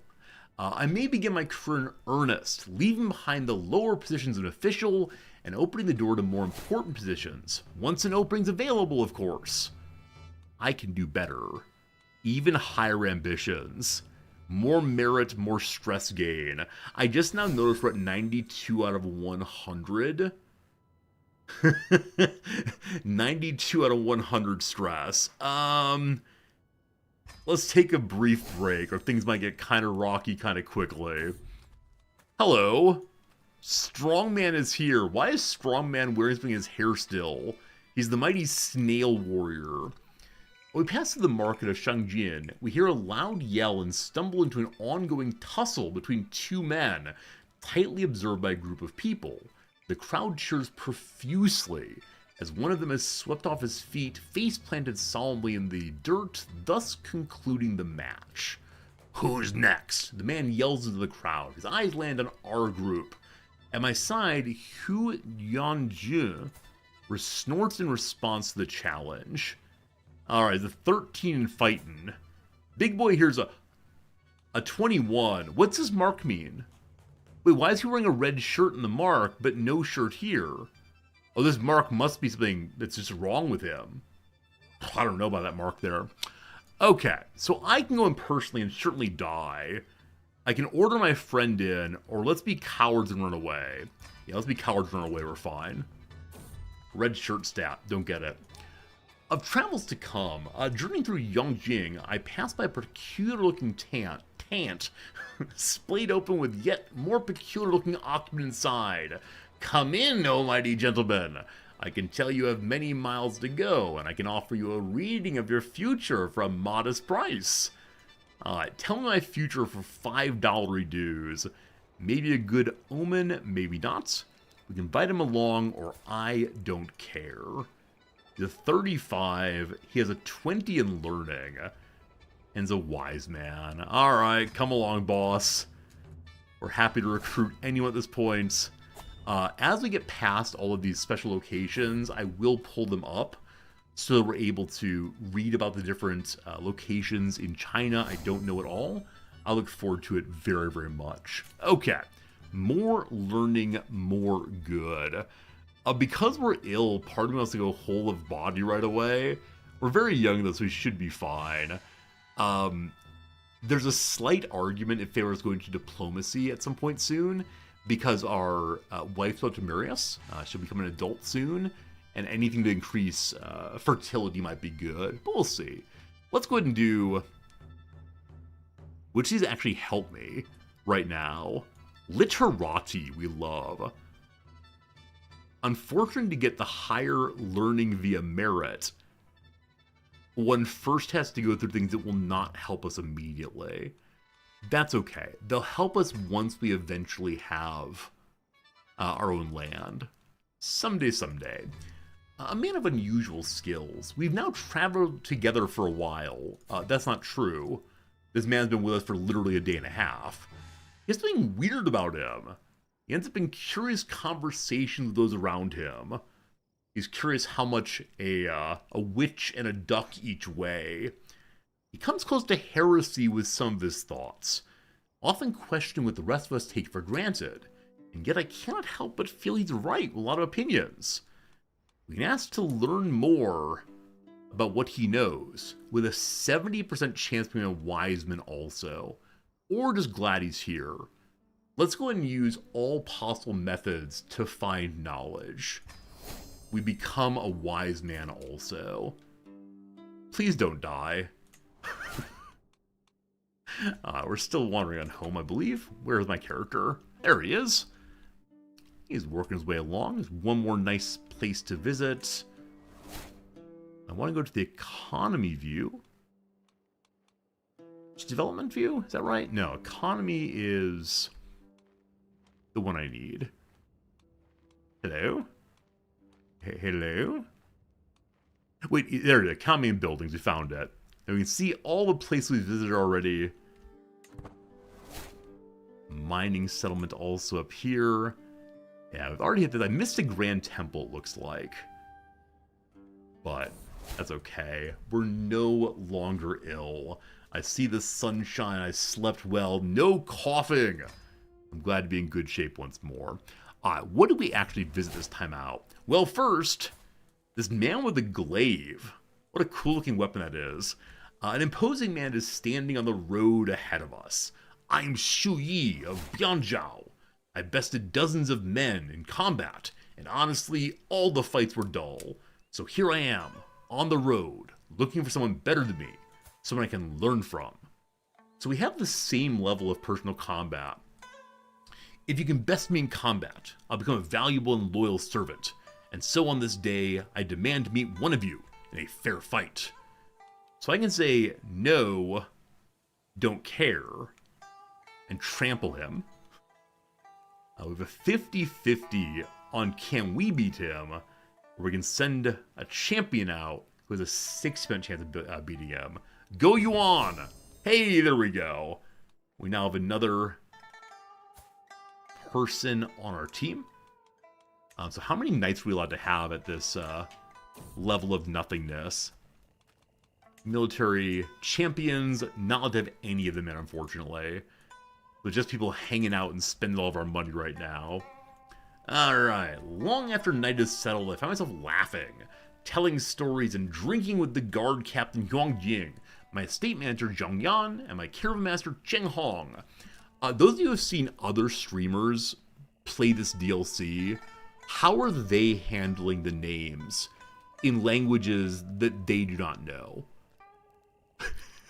Are they doing like me and giving it their best effort? Are they coming up with names that are completely ridiculous? Are they just saying it with an American accent, like Huang Jing? Or what are they doing? Because I think it's an interesting challenge, not caring. Unfortunately, I don't know how to do that. Alright, I didn't know he had it in him, but Huang Jing ends up telling a particularly ribald story about 4 peasants he'd seen in Yangzhou. After drying my eyes in the laughter and drinking a bit too much to clear my throat, I will... What's the ribald story about 4 peasants? Does it involve someone who's called Lucky Pierre? I tell a story of my own. Everyone likes that. I lie a little bit. Or ask for another story. The best way to do it is ignore chat, correct my pronunciation. Arrow, that's a very good point. The worse I am in reading, the more people tell me I've made mistakes, which leads to more chat interaction, which leads to the algorithm liking my stream more. Genius. Genius, genius, genius. My brother, Q-on G, has been harboring a secret affection for XU Wenemy. She's my Wenemy. However, when he finally confessed his feelings, she responded harshly. Oh no. He pursues her as ever doggedly. If you fail, keep at it. He shouldn't let anyone treat her that way, or treat him that way, and becomes vengeful against his childhood crush, or maybe he's not into love. Oh boy, just keep at it, boss. Don't you worry, you'll wear her down. Do not do that. Childhood Resorty really believed if he just kept showing up, it would all work out fine.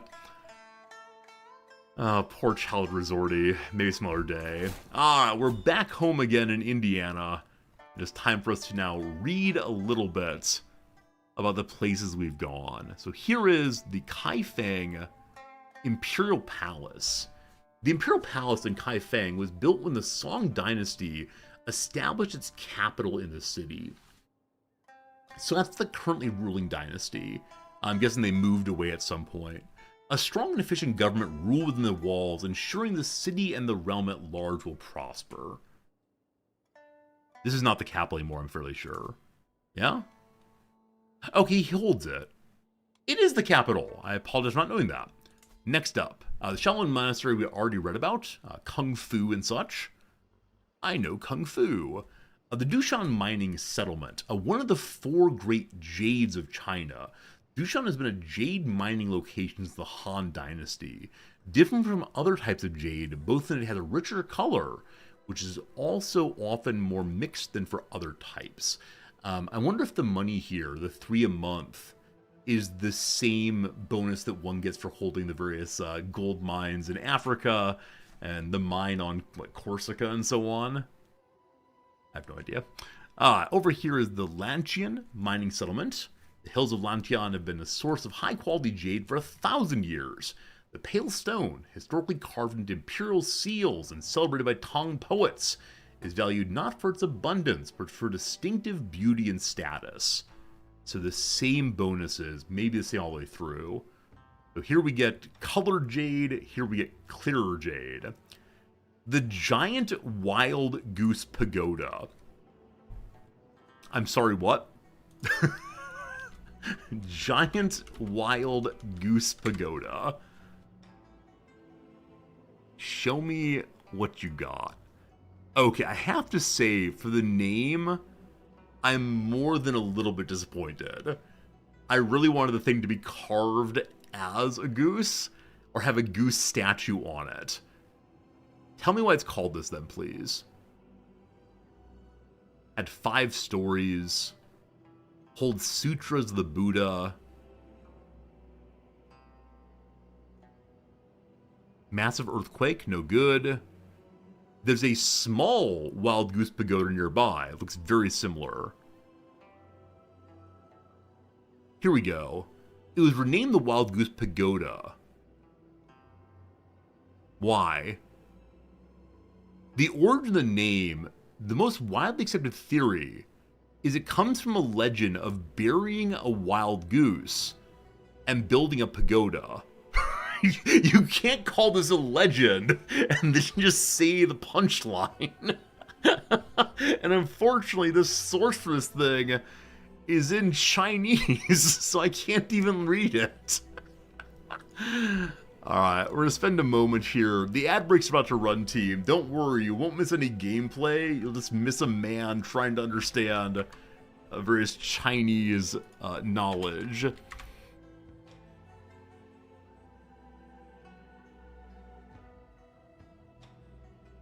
So all I'm seeing are quotations from Wikipedia, unfortunately.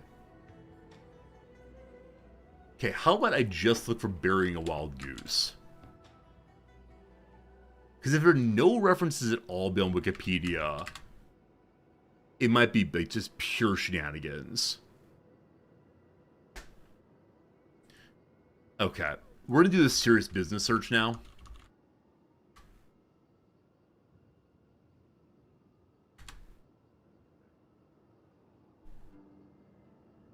I don't think so, team.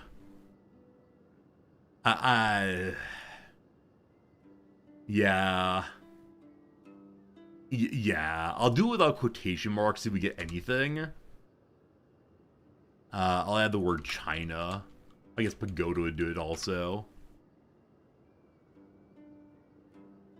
Legend has that they were built where wild geese were buried, possibly. Team, is it time for us to update Wikipedia?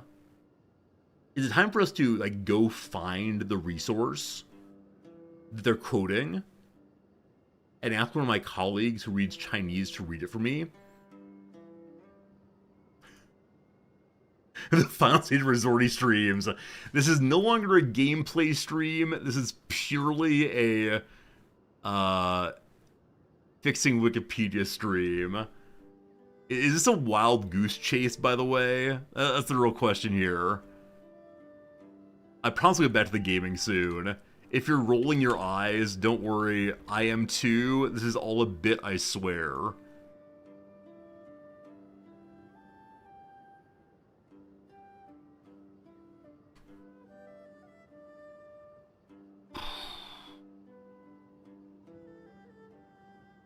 There's an ISBN here at least.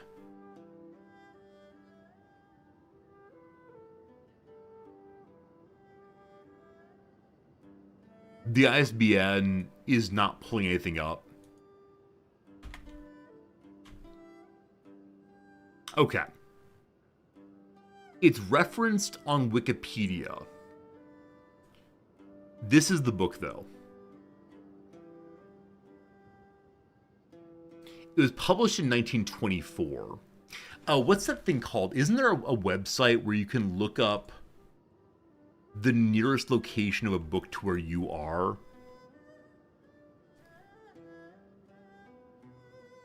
I used it to find a book, very, very old book at the University of Chicago one time. Librarians, please help me. I know there's some librarians out there.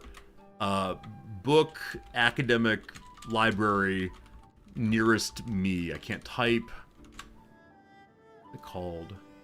Not Yelp. No.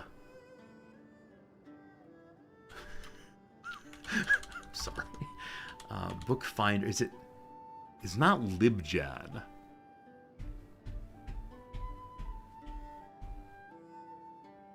I'm sorry. I'm not going to be able to remember this one. It's a real academic thing. It allows you to figure out where. Okay.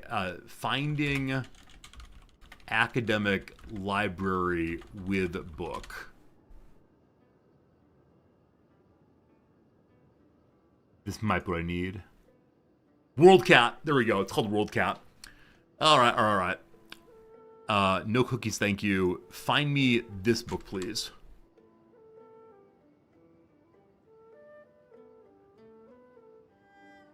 Don't read China. It's Chinese. All right, very good. I'm so unbelievably sorry for that digression. I'm allowed to. Right, I can just go ask the librarians in, my library here to go find the book for me. And like I said, they'll go to bring it to the Chinese department. Then we'll figure it out. And if there's a copy of the book for $80, yeah, I'm not willing to do that, unfortunately. Not willing to do that even a little bit. We'll figure it out eventually. All right. Anyway, the Wild Goose Pagoda.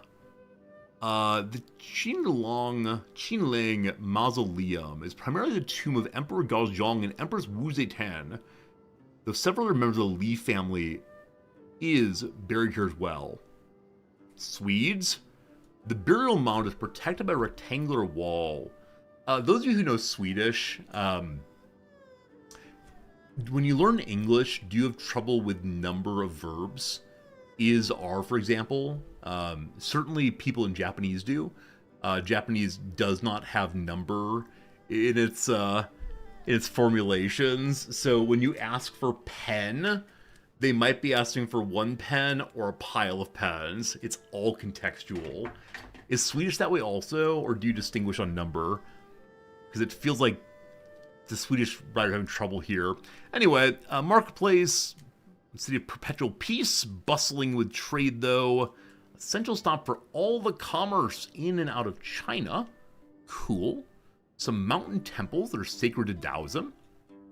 And I believe that's all the places we visited. Alright, we are now engaged in some study.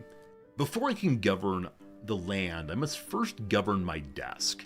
The annals of Duke Ji lie open before me, a sagely work, foundation of righteous rule. Through its words, I deepen my knowledge and I trace the footsteps of Kongxi. Only through discipline will I prevail.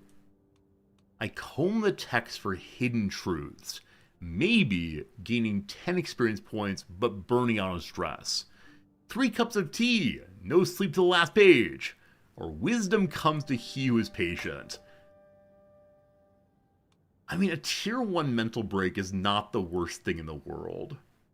Vixie, thank you very much. So you all do distinguish pens. In that case, it's probably just a simple error of not editing that. Thank you for that. I assume that most of the European languages do distinguish by number. It's only the languages that are based on like inference and reading the air and such nonsense. In the same way, we often don't announce the subject of a sentence. It's weird. So you don't know who is talking about what sometimes. Alright, let's go ahead and do it. I want to find the hidden truths. Unfortunately, trying the hardest studying gave us the exact same outcome as not studying at all. Good. Good. Our first mental break is with us. Guilt and shame have been plaguing me as of late. All my sins, my flaws, my failings. These dark thoughts distract me from responsibilities and keep me awake at night. I feel like I must do something to put an end to the mental anguish, but what could I do? I can give to charity, give away a bunch of money for a very long time. Losing game early is very challenging. Maybe a couple drinks will help. I'm a drunkard. Or I must be strong and resist these impulses. I must be strong, I must carry on. Do I have any way of burning? Ritual sacrifice gives piety. Training for tournament, no. Hold mystical communion. That's our wise man move. Okay, so as of right now, I don't seem to have any way of burning stress directly. So I give an example of no subject by saying it's weird. No, it is a subject. It refers to the most recent mentioned noun. So I said this way of dealing with language is weird. So no, it is a subject. It's just not Great referent. The communion might do it. All right. Maybe unforeseen side effects. Spooky, spooky. I'm going to go try to think about heaven. What does mysticism look like in China, if you please? My communions with the divine have been different lately. They no longer make me feel ecstatic, but instead weak. Today, I cannot even muster the strength to rise from bed. I am ill. I gained some learning. I gained the divine guidance. More martial, more learning, faster stress loss. 4 wise men, and we're sickly. I need to ban anyone who recommended this. Back to being sickly and stressed out. It's like that, whatever number of pilot song. I wish I could turn back time to the good old days. The grim smell of bubbling tinctures and mashed salves assaults my senses as I make my way to my physician Yongji's workroom. He looks up from an unction he's preparing. The time has come, my lord. I know several ways to treat your cold. While I'm fairly certain a simple tincture would suffice, the choice is yours and yours alone. Alright, alright. I'll take the drink of the very simple potion. I drink the potion in a gilded vial. I tasted the remedies I was worried at first. This one has no odor or taste. You told me the secret recipe. Did we just get placeboed? I think we just drank some water and got placeboed. Excellent work. Good job, us. Nice. Nice, nice. I can make a request of my boss. Not that he goes on a nice walk with me, unfortunately. Man, maybe I should become a drunkard. So we can go to the next level examination now, as was nicely mentioned a bit ago by Gellius, but probably not when we're ill. And I'm curious if they're going to pop up. Because we passed local examination, we can go to other examinations to help other people pass them. Children, it is time for your examinations, possibly. If I remember how to get there. There we go. You can exam again in 1 year's time. We'll see, we'll see, we'll see. So all these pop-up are things that the various leaders are trying to do. I wonder if these synthesize the area, developing communities, are things that mercenaries can help with. All right. Yu Wenmei, my brother's childhood crush, has grown up. Welcome to adulthood, Yu Wenmei. Pretty terrible stats. Greedy, we can't let her near the money at all. That said, in this moment of illness, our beloved Princess Zhao Azu of Song has become an adult. She's a coward, but she's loyal and trusting to me. Happy marriage, everyone. Our house relations improved by 10%. There's no mention of prestige here. I'm very surprised, given that we are marrying into the family. Oh, here it is, of course. Sorry, I forgot where the numbers were. We get a ton of prestige, and she is embarrassed to marry a commoner, but that's fine. Happy marriage, everyone. No grand wedding yet, but there she is. Isn't she lovely? Unfortunately, I must seduce her immediately. If I'm allowed to do so. She's currently traveling. Oh! Oh! At marriage, your character does not immediately fly to where they need to be. No more teleportation here in the year 1069. The next time the capital examination's hosted, I'll be prepared. Night falls as I place the Annals of the Duke Zhuang before me, its pages lit by faint light. If I push through the night and commit the most vital passages to memory, I'll surely gain an edge. But will I learn? Perhaps I should take some time to understand them. I will go to bed. Maybe I should stop studying for a little while. Because our stress is so darn high. But what can I do instead? I mean, I don't have enough money to do anything important or interesting here, unfortunately. I'm allowed to host examinations were I a hegemony. I'm not yet, though. Yeah, the various activities I look like I can do. Yeah, you can hold them at your estate, apparently. Cool. Having no money. Less cool. So I wonder if there's a building that will lower our stress. Or something that will allow us to upgrade into a stress removal thing. Like, I don't know, a spa. I see things that lower our stress percentage. One moment. I saw the word dog. I think I know how this thing's gonna go. Gotta get ourselves a scratch replacement. There's nothing there. Just drink tea? Is there a green tea drinking location? I've mentioned before that when I got fairly ill last year, I went to a Japanese doctor who chided my wife for not making me drink more Japanese green tea and Japanese grown fruits. This is the path to health. Why are you not making your husband drink and eat these things? Up until that point, I was leading the conversation, but then my wife got in big trouble, and as I said before, in the situation of doctoring in Japan, you're not a person, you're a broken machine. Alright, my courtier Hu Yongqing, an avid hunter, has brought me a man who sells fine hunting dogs. I sell only the best hounds, already trained and ready to join any hunting team with no trouble. You'll find none better anywhere in the hegemony of Song, gentlemen. Before me is a line of leashed dogs of various sizes and builds, calmly sitting for my appraisal. A scent hound costs all of my money. Better diplomacy, better learning, better hunt chance. This one could bring a boar down by itself. A beast hound. Or impressive, will you run my kennels, Sun-san? We can hire him directly, or I don't need any dogs.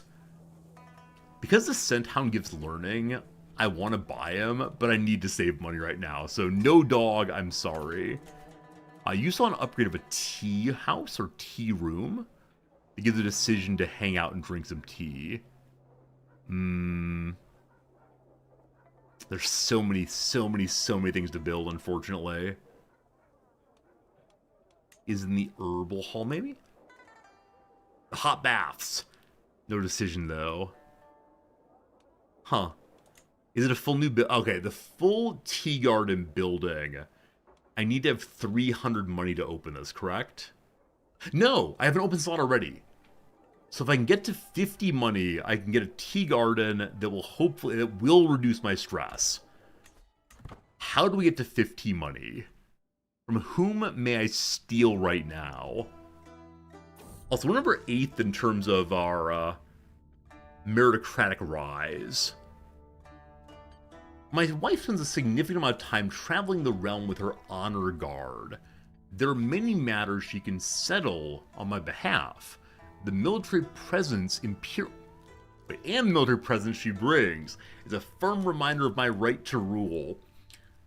This event should not be firing.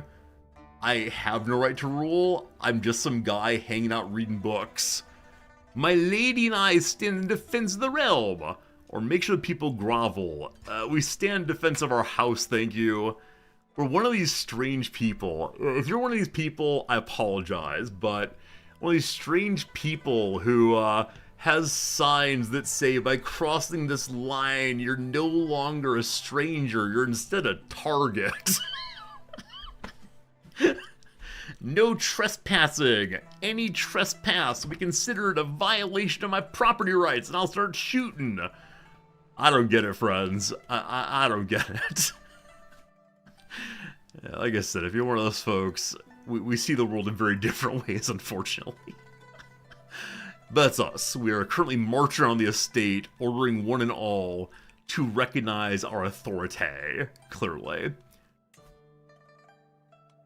How do I get money? How do I get money, friends? Well, we're not sick anymore, that's good. We can go to a local examination. Well, it's too far away, unfortunately. Local examinations are popping up, though. There's a grand tournament we can't make it to, unfortunately. A debate. All these pop-ups, unfortunately, are too far away for me to go to. I'd love to go to a debate, though. Now, if you go to a debate, apparently you can gain disciples. I wonder if I can have disciples while also having an elder above me. Do you have a jester equivalent? That's a great question. I believe the answer is no. Yeah, they're potentially unavailable. Who looks funny here? I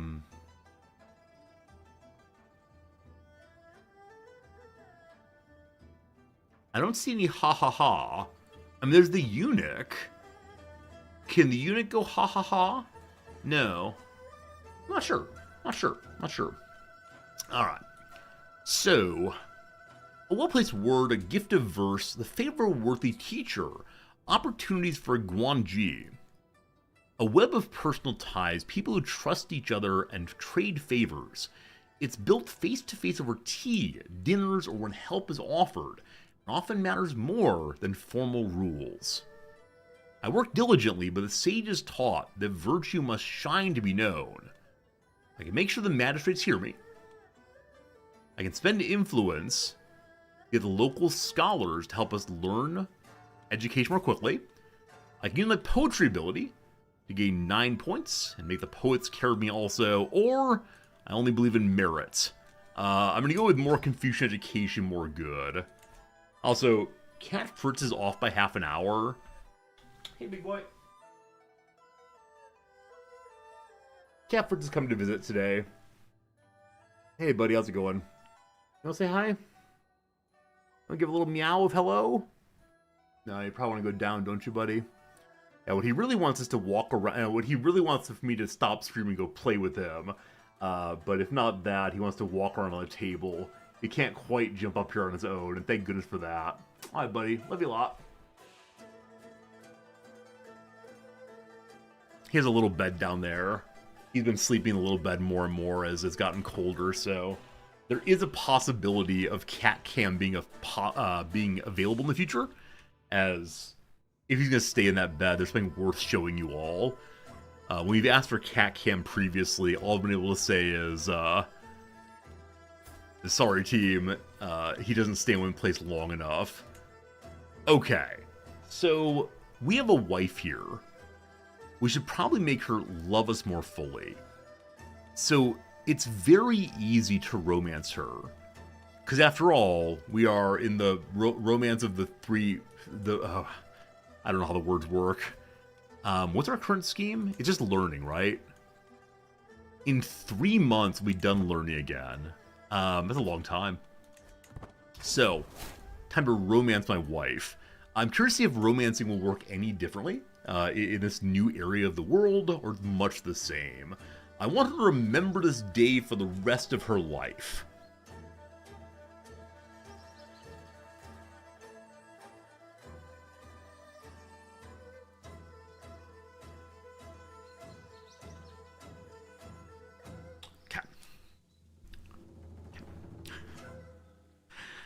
Darling, someday, we'll fight and fight.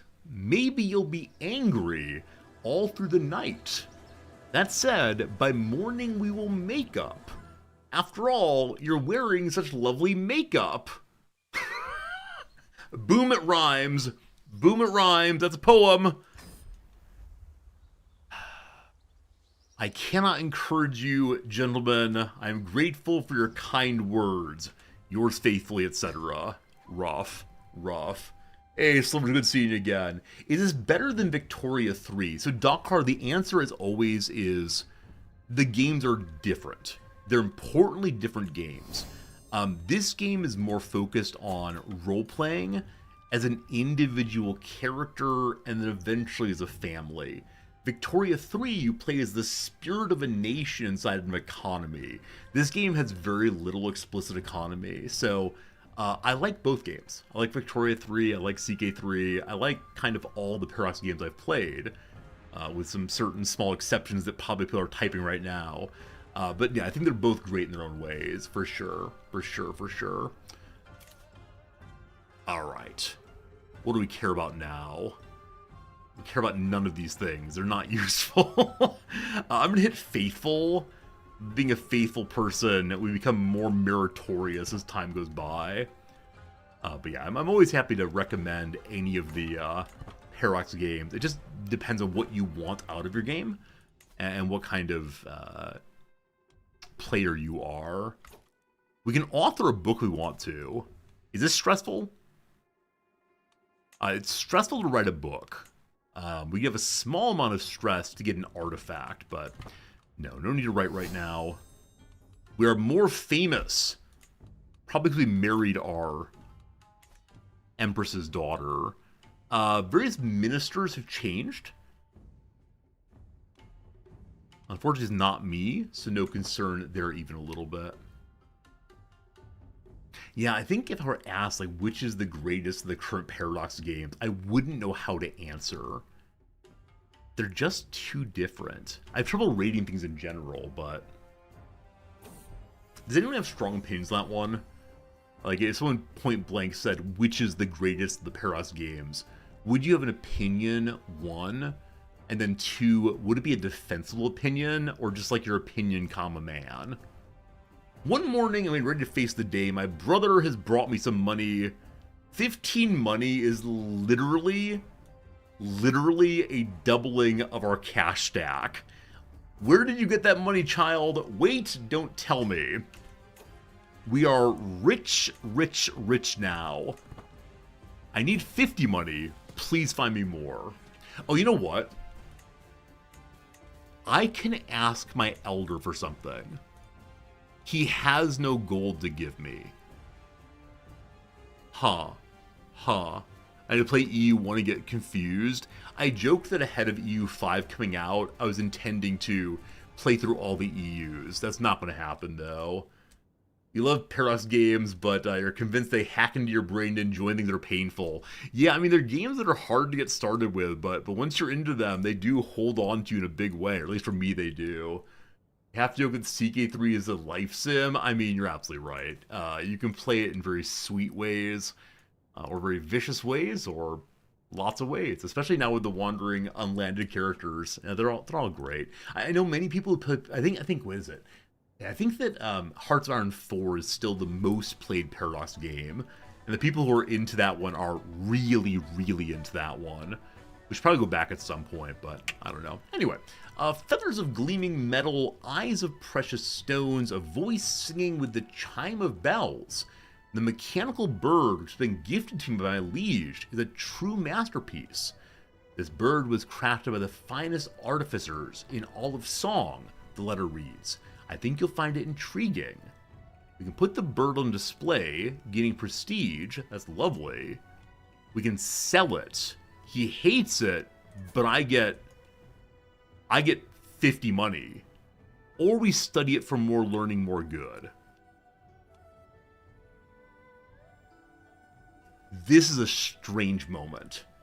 This is a very strange moment for me because we need to burn our stress badly. We really need to burn our stress. However, I also need learning.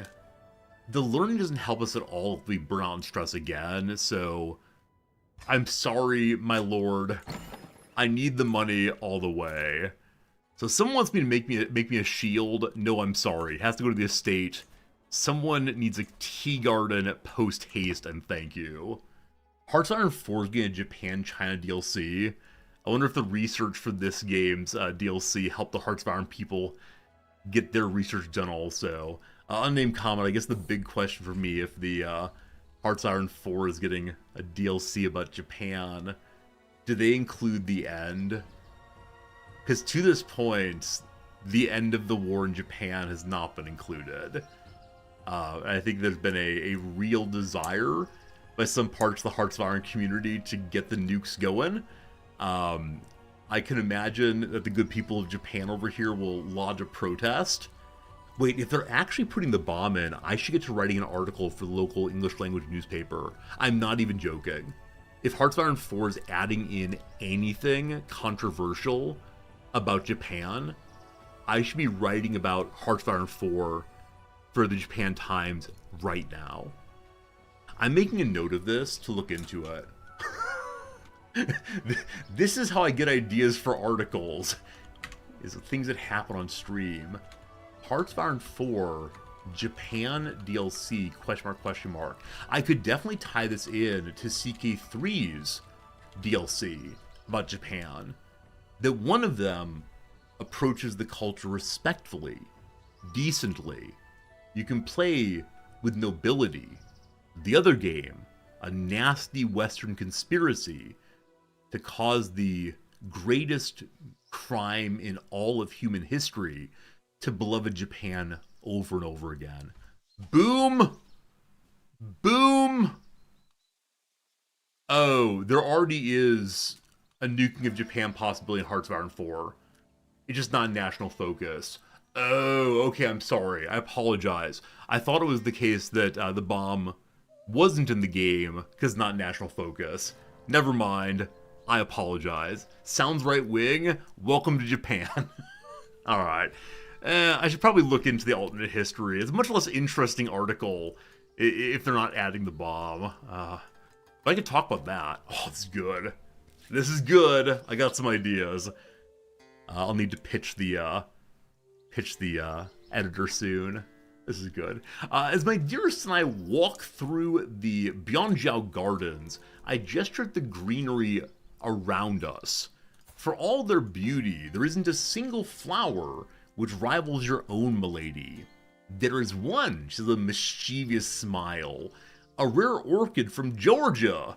Down there is sweet tea, which is nearly impossible to cultivate. Abandoned Temple is the only place it thrives in the region. I could try to have a merchant get one for me. I can go to the ruins of Georgia, or I can write a poem about her.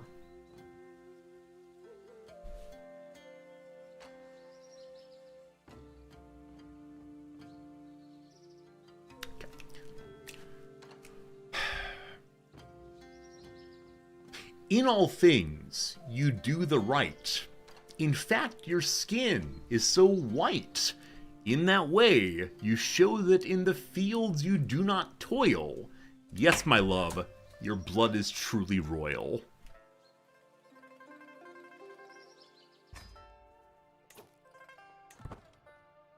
I hate playing poet characters. It comes with such expectation, my friends. Such expectation. That I write quote-unquote good poetry. Alright, boss man, I'm gonna have to change my, elder so I'm able to get gold out of them. Alright, it is the case that one of my brothers is able to be sent to an examination again. Good luck on the children's exam. He fails for the second time in a row. Oh my goodness. My brother will never be learned enough to do anything, will he? I want to go to a debate. I need the leaders to host more things. Oh no! I'm attending a dance with the Imperial Princess. I wish to touch her. That said, she's talking with the Magistrate Fan Shli of Tonggu. Luckily, I'm a poet. Well, it's not poetry, it's diplomacy, I'm sorry. There you go. There you go. There you go.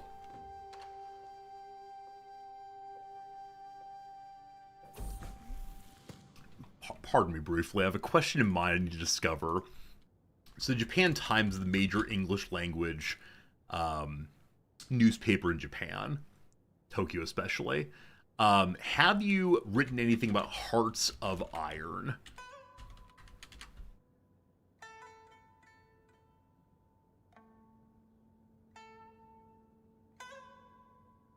No. No. There's nothing. How do I make this work?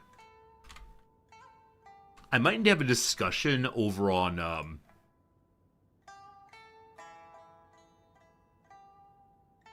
May I have a discussion on Discord of how to make this article work? It'd probably be an opinion piece. I could try to do life and culture if I can get an interview with Paradox. Huh. I'm sorry, this is not a bit. Anyway, small changes in dialect, slightly different customs. Easy to miss at first. Over time, small changes led to large ones, however, and now the Han living in Guizhong have begun to identify themselves as Guizhong instead. Different identities are causing breaks. They speak Burmese instead of Chinese. Faced with mounting pressures from the wilderness and their rivals, the Guizhong Han are becoming increasingly warlike as they seek to make and protect their livelihoods by force of arms. Without a skillful manipulation or a genuine desire to lead his people into a new era, the governor Bao Yo has positioned himself as the leader of the cultural awakening. Let's see what happens here. Alright, the Chinese people, so-called, are breaking apart. Culturally speaking, not politically speaking. What do I do with my money now? A strange thing going from I have no money to I have too much money. The fellow with the inspiration is not showing here. I can go for a ritual sacrifice. I can write a book. Let's do a ritual sacrifice for the first time. We need not travel far in order to demonstrate true devotion.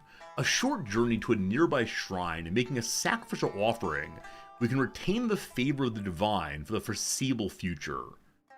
Alright, give gold or prestige for piety. Let's go. I assume this is something like a pilgrimage. Let's see though. While a sacred offering can be made at any temple, even my local shrine in Yangzhou, it's clear that not every sacred space is equal. A visit to a dedicated temple community could be quite time-consuming, but will be more impressive. So you do it locally. Saves us time. 5 money for 50 piety. Or go to shrines at Daizhou. 50 or 150 for 250 piety. So I don't have that money, but I do have that prestige. It is time to grovel, I believe. Where's this place, though? Okay, it's back over this way. Do I need to have the Mountaineer or the Guards? There's one medium danger. If we bring the Hill Leaders back in, we'll be fine. So this is us heading to a part of China we've not been to before. So once again, we'll customize the route. Try to be more and more of a world traveler. We're not going to go to the ones that are way out of the way, I don't believe. That seems like a bit of silliness. So we're getting that one on the way back. Whoops. Let's hit here on the way in. Let's not hit there on the way in. It leads to great sadness. Oh, is it difficult to go around this mountain this way? Let's see. It's a little out of the way. There we go. Then we're going to hit this one. Not that direction. Actually, hit that immediately. That's good. A lot of wandering weirdly. Then we go down here. Missed one. Yeah, I think that the Japanese newspaper would be really interested in the alternate history part of Hearts of Iron. Yeah, sort of an imaginative space. Did I cancel? I may have just canceled that. Don't tell me I canceled that. No. No. After all that planning, I canceled it. I think there is an article about the CK3 and Hearts of Iron Japan DLCs coming out. There's probably something to say about that that'd be interesting. Or at least opinion piece, if not a bigger piece. The rain is pouring down outside. My thoughtful Imperial Princess Yao Azu sighs as she looks out the blurred window. How wretched Bianzhu can be. I wish I had someone to keep me company during my long and dreary days, ... Is my honeycomb a cat person or a dog person, I wonder? Did China have bees? They must have bees. They have... Okay, never mind. A clever cat keeps her happy, or a loyal dog instead. Is she a cat person or a dog person? A trusting, arrogant coward. She wants a dog because she blindly follows one and all. She thinks that she's better than people and so wants to, like, cow them with the dog. But she's afraid. She wants the dog to fight for her. I have no idea. There's a dog. You like the dog? She loves the dog! Ayy. Okay. We must now fix the error I made a moment ago. Ritual sacrifice. Let's go. How on earth did I cancel that? So I want us to go to a different place this time. Right there instead. I'm being punished for screwing up earlier. Now I can only go here. There's a different kind of honeybee in East Asia. Thank you, thank you, thank you. In no measure do I want to imply that Asian folks don't have honeybees. I was kind of struck by the idea of calling someone from Asia a honeycomb. The shrines at Jiangning are as impressive as they are old. Its caretakers seem used to important visitors like me. Observing the holy place where countless devotees have paid respects before me, I am filled with a kind of reverence. Patronage is an important aspect of the maintenance of holy sites like this. Visitors often make a donation to support the monastic community. Yongjue looks at me in a polite but somewhat inquisitive way. Let's make a donation. I don't have the money, unfortunately, or I'll give you merely my devotion. Yes, I'm devoted. I'll send you a check in the mail. Okay, so there's really not much of a storyline there. Not what we sacrificed, not how much. We just showed up, got some piety, and then went back home again. Very well, very well. Meditation is complete. I don't recall having a meditation. Our stress has been lowered a little bit. That's good. We can go to an examination. This is a local one. So, provincial. I've already completed provincial. Yes? Is that true? Yes, Metropolitan's up next. And then Palace. So I can go there and make some friends by helping them give the examination, ensuring there's no funny business ahead. Okay. My boss has money I can ask for if I want to. That might seem worth doing. Hey, user, what's up? Good seeing you. Good seeing you, everybody, actually. We only have about 15 minutes left on today's stream, because today is a teaching day. I gotta go prepare and think about what to talk about. One of today's main topic is, in your culture, and there are probably 7 cultures in the classroom. It's a great international school. In your culture, when people get married, in general, what do they do with their family names? It differs so much around the world. Though in Japan, it's the case that the two people must share a family name. They can make up a new one. It can be the mothers, the fathers. It can be anything. They must share a family name, though. And it's always an interesting topic to start with about what kind of preconception of the meaning of family do we have. User, please stop spamming on YouTube. Spam bad, okay? If you do it again, I'll have to ban you, unfortunately. But yeah, this is where we'll start with today, as a way of getting the students to think about sort of like implicit, oh, what do I do? It's obvious. Of course the woman takes the man's name, right? This is what the culture I grew up in. And yeah, it's thinking about what else could be, and what sort of, values, assumptions are in the background. Anyway, I think about my wife. I sneak into her room, but there's someone in there planning to stab her. I'm so annoyed that romance is always violence. I must save her. I'm not very good at fighting, but I try. I'm successful. The sounds and the struggle is the greatest motivator. I hoist myself through a window. I plunge a blade into my enemy's chest. I'll never let harm get you again. Let's be soulmates. Very passionate moment. You got to get the feelings worked up. Feelings ain't worked up is definitely the best way to get into a romantic situation. For example, my last girlfriend, before I started dating my wife, we most certainly decided to date just after going to a funeral together. Alright, brother man, I got to delete you over there. Terribly sorry, terribly sorry. You go to timeout. Bye. Bye. Okay, good. The passions. The passions. Oh, boy. This is also why people often find themselves in romance at weddings. Trauma bonding indeed. The relationship was largely healthy. Right? In no measure were we awful to each other, but it was definitely a moment of, openness, feelings.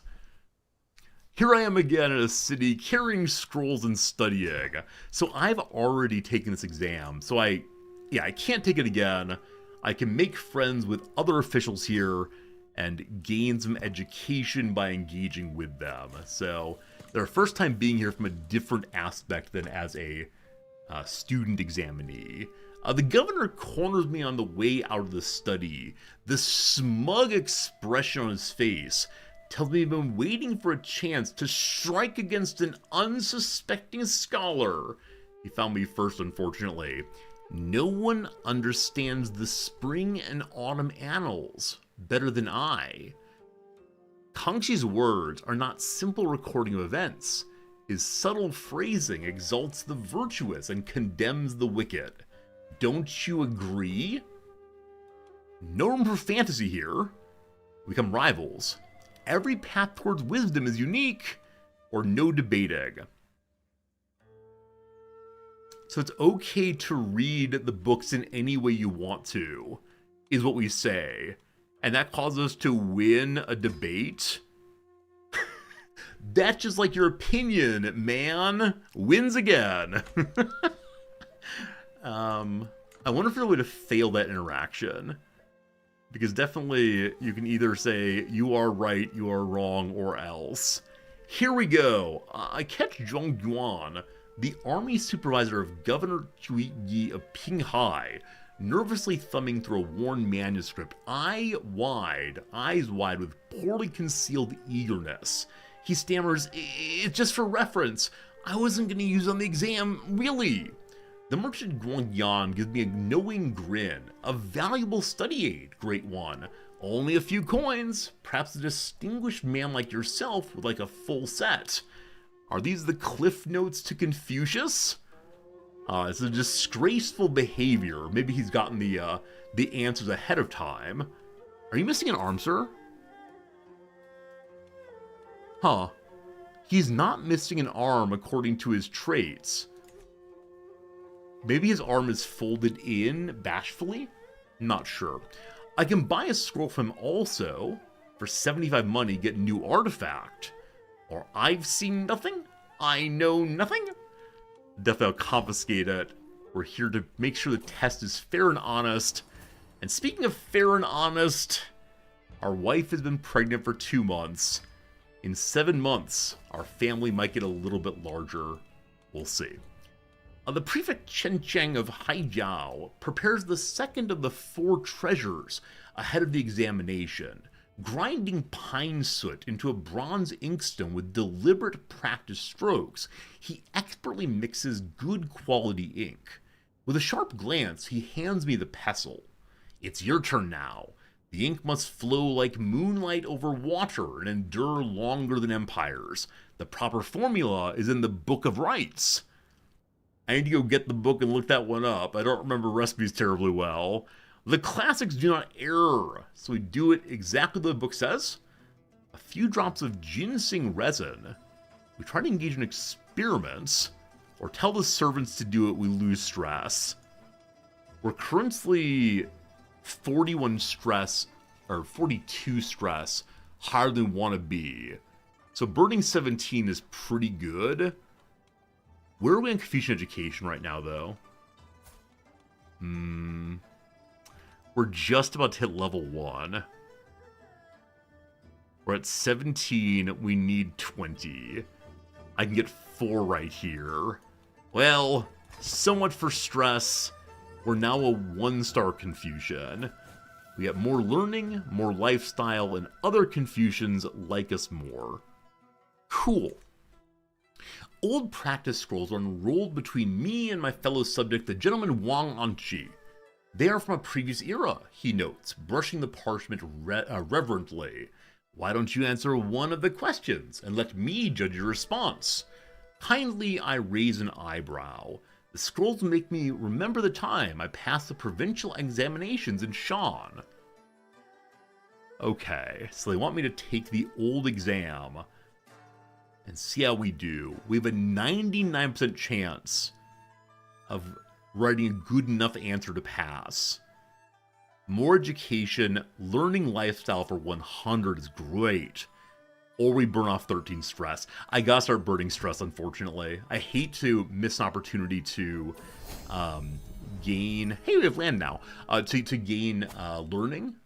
But with the passing of Prefect Xiangyang, who died of old age, it was announced the government of the Chuzhou prefect now falls to me. Long nights of lobbying and favor chasing at last paid off. That's not true, I just study a lot. I'm told my selection as the new prefect was an all but foregone conclusion. Having received my regalia and taken the oath of office, I at last can move to my provincial seat at Shenyang and begin my tenure proper. Friends, we have land. That's pretty cool. Does anyone know what this hat's called and why it exists?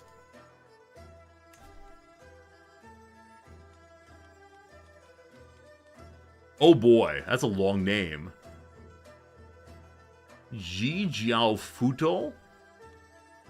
Why does it stick out that way? I see it and I imagine someone picking us up by the side. One more on that one. I must develop the new lands. Starting buildings gives merit.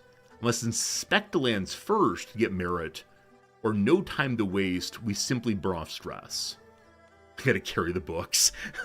Make sure you are looking for Confucian balance.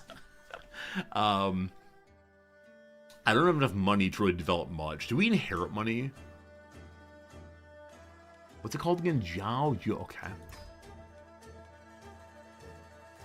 We're gaining quite a bit more money than previously. Though 6 of our 7 income is going to the state. Welcome to the Australia playthrough. That's insanity. Oh my goodness. Alright, I will inspect the lands after the examination is done. Goodness gracious. The governor approached with hushed steps, eyes darting over his shoulder, and presents a scroll to me. Could you pass it on to Gentleman D? It's private. The governor here is not deceitful. The gentleman is intriguing, at the least. Deliver the letter, expose they try to sway the exam, or break the seal and read it. Secret secrets. So I guess giving anything into the exam room is a possibility of harming the exam. Nothing's allowed through, thank you. Okay, how much longer is this event? I need to take care of my being a governor, but I want to finish this thing first. Who knows? Hong Li leans in towards Wang Hongji. Their voices are hushed, but I overhear the entrance conversations. If we switch seats, the examiner with gentle eyes will be the one to judge my essay. I call out their scheme publicly, or urge them to reconsider. Nope. Loud public yelling. Also, why are we on our horse right now? We're at the examination. We are the strangest of graders, what with having a horse here. 30 days till it's over. I can't wait on the province till then. So. The investigating censor, which say our chief assassin has left our court for some reason. The highest intrigue is someone who seems to like us fine. Cool. We currently have 3 personal holdings. Not personal, sorry. 3 holdings of the state. And they're all here.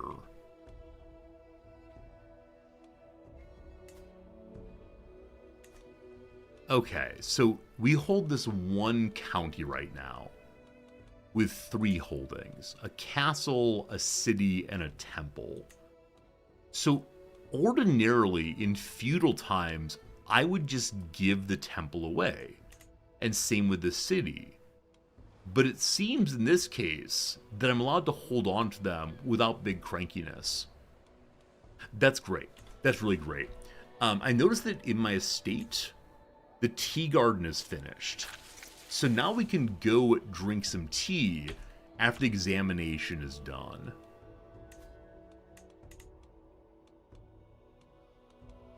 I could have gone ahead... Wait, why am I allowed to build that? Are you allowed to build without sufficient money anymore? I'm fairly sure historically, CK3 did not let you build into poverty. Team? Team? Any of you remember? Also, it's very sad that the castle here is the exact same castle line as in Europe. The bell is chimed, the local examination ended as results published. With that, a host of fresh scholars taking their first, but most important step to high office. What a good day. We gained 300 merit. It's not my money, it's the state's money. Oh! Thank you. I missed there were 2 boxes here. I missed the 2 boxes. Thank you, thank you, thank you. So this is the state's money. I can give money to the state, which I just did by pushing this button accidentally. Or I pushed it intentionally, not realizing what it did. So the state has plenty of money now. Fantastic. Let us go ahead and improve the temple.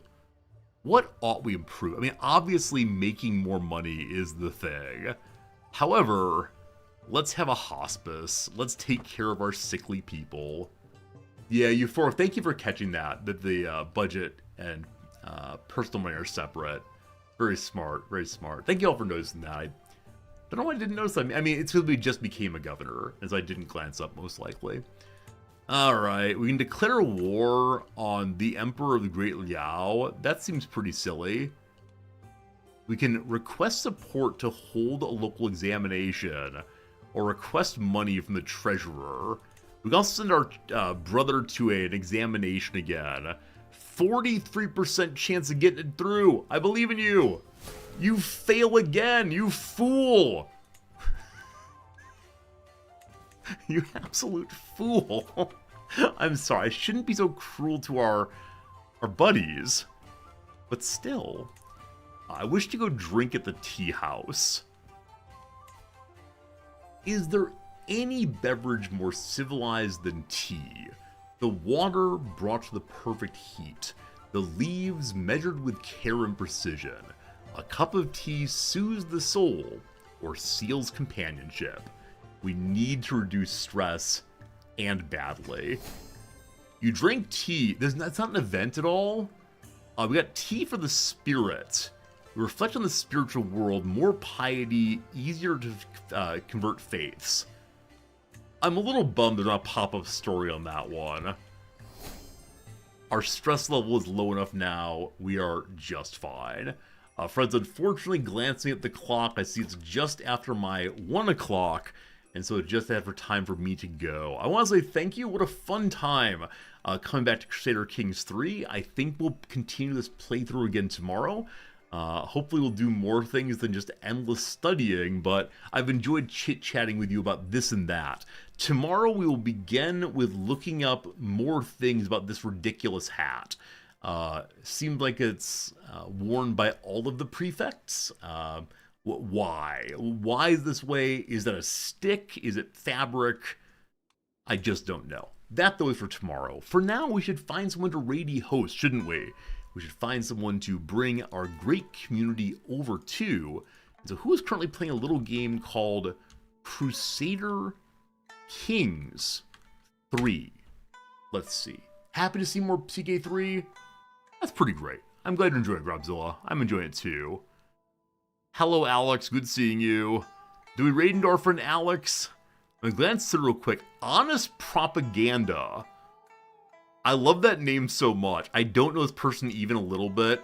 If they're not cursing endlessly as we go in, I'll definitely raid them based on name alone. Okay.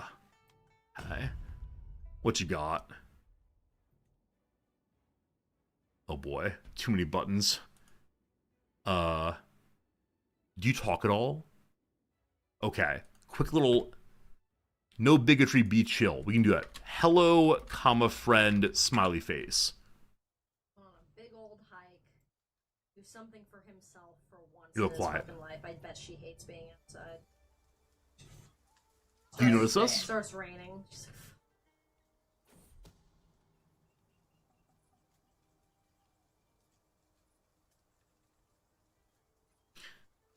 Alright, we normally don't rate in this condition, but the name Honest Propaganda made me laugh, so here you go, team. Enjoy the radio host. We'll see you again tomorrow, and thank you for your kindness as always. Good day to you. Good day to me. Good day, one and all. Goodbye, friends. storyteller perk, making up some bullshit. Hello, friend. Hello, welcome in. Finally going.